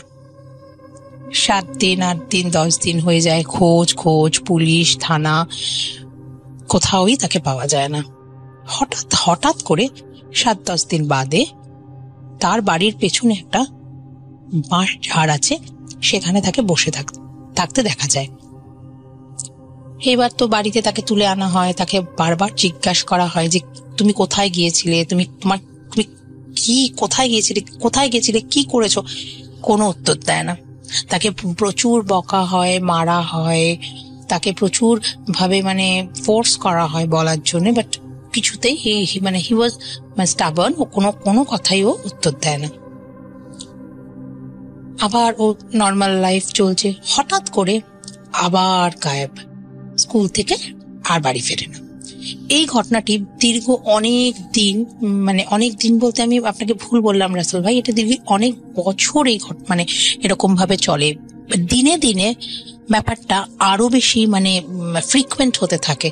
আগে তুমি যদি 2 মাসে একবার ওকে নেওয়া হতো, বা 3 মাসে একবার নেওয়া হতো, তারপরে ধীরে ধীরে ওটাকে মাসটা, সপ্তাহটাকে দিন, এরকম ওকে কনস্ট্যান্ট এবার ফ্রিকুয়েন্ট ওকে নিয়ে চলে যাওয়া হতো। কিন্তু ও কোনোদিনই মুখ খুলতো না বাড়ি ফেরার পরে যে কোথায় আছে, কোথায় গেছে, কোনো কিছুই ও কাউকে বলতো না, একদম চুপ। ওকে মারলেও চুপ, ওকে বকলেও চুপ, ওকে জিজ্ঞেস করলেও চুপ। এইবার একবার এই ছেলেটি ধীরে ধীরে বড় হতে লাগলো, যেহেতু আপনাকে বললাম যে অনেক বছর ধরে ওকে নিয়ে যায়। ছেলেটি মোটামুটি বেশি একটু বড় হলো, তো তখন একদিন ওকে এরকম হঠাৎ করে ও স্কুলে গেছে আর ফিরছে না ফেরার সময় এবার বাড়িতে মা প্রচন্ড কান্নাকাটি করছে, রাতে বসে বলছে যে আমি তার মা ভগবানকে ডাকছে যে হে ঠাকুর, আমি কি করব, আমি কি, আমার ছেলেটা মরে যাবে, আমার ছেলেটা কোথায় যায়, আমার ছেলেটা কি কোনো বাজে সঙ্গে চলে গেল, কোনো বাজে বাজে সঙ্গ যেটাকে বলে, কোনো খারাপ কাজে যুক্ত হয়ে গেল, ও তো কোনো মুখ খোলে না। তো রাতে হঠাৎ ওর মা ঘরের মধ্যে দেখে ছায়া নড়াচড়া করছে। তো মা হঠাৎ করে কনসিয়াস হয়ে গিয়ে বললো, কে কে কে তখন কে তুমি, কে ওখানে? তখন হঠাৎ করে ওখান থেকে একটা আওয়াজ বলছে যে আমি জানি তোর ছেলে কোথায় যায়, তোর ছেলেকে কে নিয়ে যায়, তোর ছেলে কোথায় যায় আমি জানি। তখন ওর মা বললো, আপনি কে? বলছে যে শোন, আমি তোকে এটা থেকে মুক্ত করতে পারি, তোকে এই সমস্যা থেকে আমি তোকে সাহায্য করতে পারি। বলছে আমি তোকে একটা জিনিস দেব, ওই জিনিসটা তুই তোর ছেলের শরীরে বেঁধে দিবি, ডালে তো ছেলেকে কেউ আর ছুতে পারবে না। তখন ওর মা বলছে যে আমি সবই তো বুঝলাম, আপনি কে? বলছে আগে তুই বল, তুই রাজি আছিস তো আমার এটা নিতে? আর না হলে তুই যেরকম ভাবে চলছে ওরকমই চলবে, তুই কিন্তু তোর ছেলেকে হারাবি। তখন ওর মা বলছে না না আমি রাজি। একটা মায়ের মন, সে তো মানে ভীষণই নরম, সে তো ভাবছে যে যেভাবে হোক আমি আমার ছেলেটাকে বাঁচাতে পারলে মানে আমার মানে সেটাই আমার কাছে অনেক। তো বলে হ্যাঁ হ্যাঁ আপনি দিন, আমি করব। তখন দিয়ে দিল ওর মাকে। তো ওর মা দেখে ওটা 3টে গাছের টুকরো, 3 রকমের গাছ, 3টে গাছের মানে 3 রকমের ছোট ছোট 3টে গাছ। তো ওর মা নিল, নেওয়ার পরে বলছে যে আপনি কে বা ও কোথায় যায় আমাকে একটু বলুন। মানে মা সাহস করে, মার শরীরে কিন্তু কোনো ওই যে ছায়া মূর্তি দেখে বা অবয়বটা দেখে মায়ের কিন্তু কোনো ভয় হয়নি, কারণ মা এতটাই ডেসপারেট, মা তখন তার সন্তানটাকে ফেরত চায়। মানে আমরা সাধারণত হলে কি হয়, আমরা ভয় পেয়ে যেতাম, ওরকম রাতের বেলা কোনো অন্ধকার ঘরে একটা ছায়া, সে আমার সাথে কথা বলছে। মানে ওর মা এতটাই মানে দিদির মানে উনি হচ্ছে দিদির কাকিমা, মানে আমি যে দিদি আমাকে মানে আমার যিনি দিদি গল্প বলেছেন আমাকে, আমার দিদির কাকিমা মানে একেবারেই মানে কি বলবো আপনাকে, মানে সে একদম ডেসপারেট। সে বলছে হ্যাঁ আপনি বলুন। বলছে যে ওকে একটা পরী নিয়ে যায়, যে পরীটা ওকে নিয়ে যায় সে আমার বউ, আমি একজন জিন, আমার বউ ওকে নিয়ে যায়। আমার বউর ওকে খুব পছন্দ, ছেলেটিকে দেখতে নাকি খুব সুন্দর। ছেলেটিকে নিয়ে যায় আর বললো যে ও আমাকে মানে আমাকে ছেড়ে এখন তোর ছেলেকে ও বড় করছে, মানুষ করছে, মানুষ করে এখন ছেলেটাকে ও বড় করবে, ছেলেটাকে বড় করে ও ছেলেটাকে বিয়ে করবে। তখন ওর মা তো মানে মানে কেঁদে ফেলেছে যে আমাকে বাঁচান, মানে পায়ে পড়ি আপনাকে আমি চটকটি প্রণাম দেবো আপনাকে, আপনি আমায় বাঁচান। তখন ইতিমধ্যে মানে এই বাচ্চাটাকে যখন হারিয়ে যাচ্ছিল বারবার করে, ওর মা অনেক বুদ্ধি, ডাক্তার, কবিরাজ, তারপরে দেখুন আমরা হিন্দু, কিন্তু ওনারা আপনাদের পীর বাবা, আপনাদের যেরকম হুজুর আপনারা যাদেরকে মানেন খুব, হ্যাঁ, তাদের কাছে প্রচুর নিয়ে গেছে, প্রচুর লোকে দেখেছে, কিন্তু কেউ না কোনো সলিউশন বা কেউ না বলতে পারেনি। ওকে অনেক মাদুলি, মানে হয়তো 50-60টা মাদুলি ওর গায়ে দেয়া হয়েছে, একটা ওর গায়ে কোনোদিন থাকেনি। মাদুলি দিত, অটোমেটিক মাদুলিটা গায়ের থেকে গায়েব হয়ে যেত, ভ্যানিশ হয়ে যেত, পড়ে যেত, হারিয়ে যেত। তো তুমি ওকে প্রোটেক্ট করে রাখার মতন কিন্তু কোনো জিনিসই মানে পৃথিবীতে মানে ওর মা মানে করে উঠতে পারেনি। এইবার তো চলে গেল। এবার বলছে পরীটা ওকে নিয়ে যায়। এবার মা সবই জেনে গেল, জেনে যাওয়ার পরে ওর মা ওই জিনিসটা গুছিয়ে নিজের কাছে রাখলো। এবার হঠাৎ করে যখন ছেলে বাড়ি ফিরেছে একদিন, কিছুদিন বাদে, তখন ছেলেকে বলে তুই স্নান করে আয়, স্নান করে তুই এক্ষুনি আগে যা, তুই স্নান করে আয়। তো স্নান করে আসার পরে ওর মা তার গলায়, হাতে আর কোমরে 3টে গাছ বেঁধে দিল।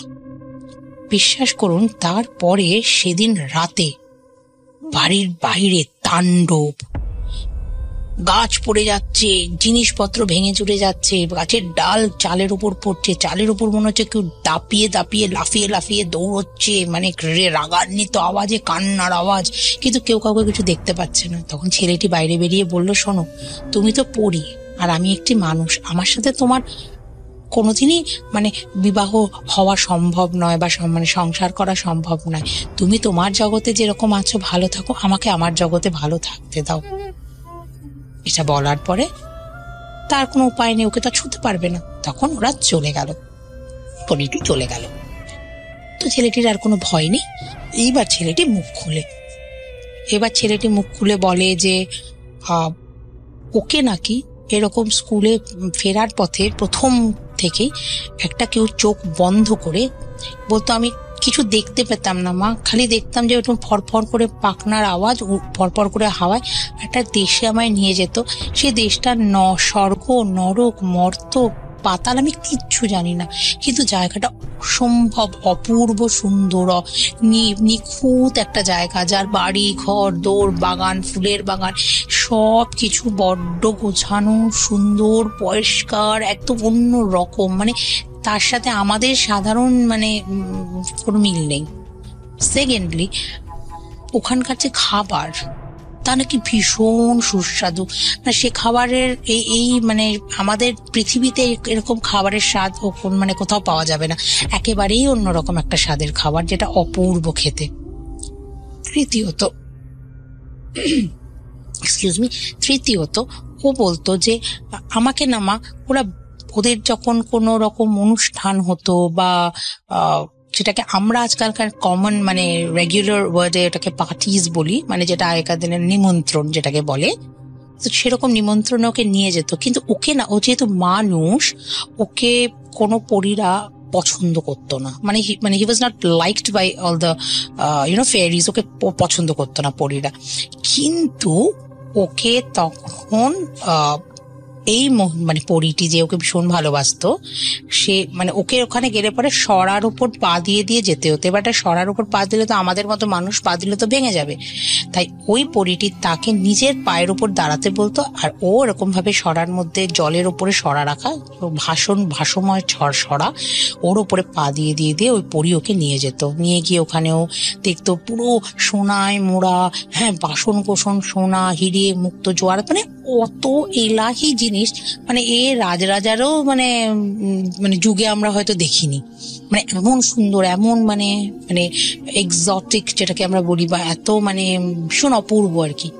তো তখন ওর মা জানতে পারলো। তার যাই হোক, এখন ওকে এই মানে ওনার যে মানে জিনটি এসে যে ওকে এত উপকার করেছে, তখন ওর মা মানে সারা মানে চিরকৃতজ্ঞ ওই জিনটার কাছে। ওর মা মানে এটাও বলেছে মানে যে আমি আপনার কাছে চিরকৃতজ্ঞ, আপনি কোথায় আছেন আমি জানি না, কিন্তু মানে আপনি আমাকে যা ফেরত দিয়ে গেছেন, মানে আমি মানে ভাগ্যবান মানে বলতে হয় আর কি।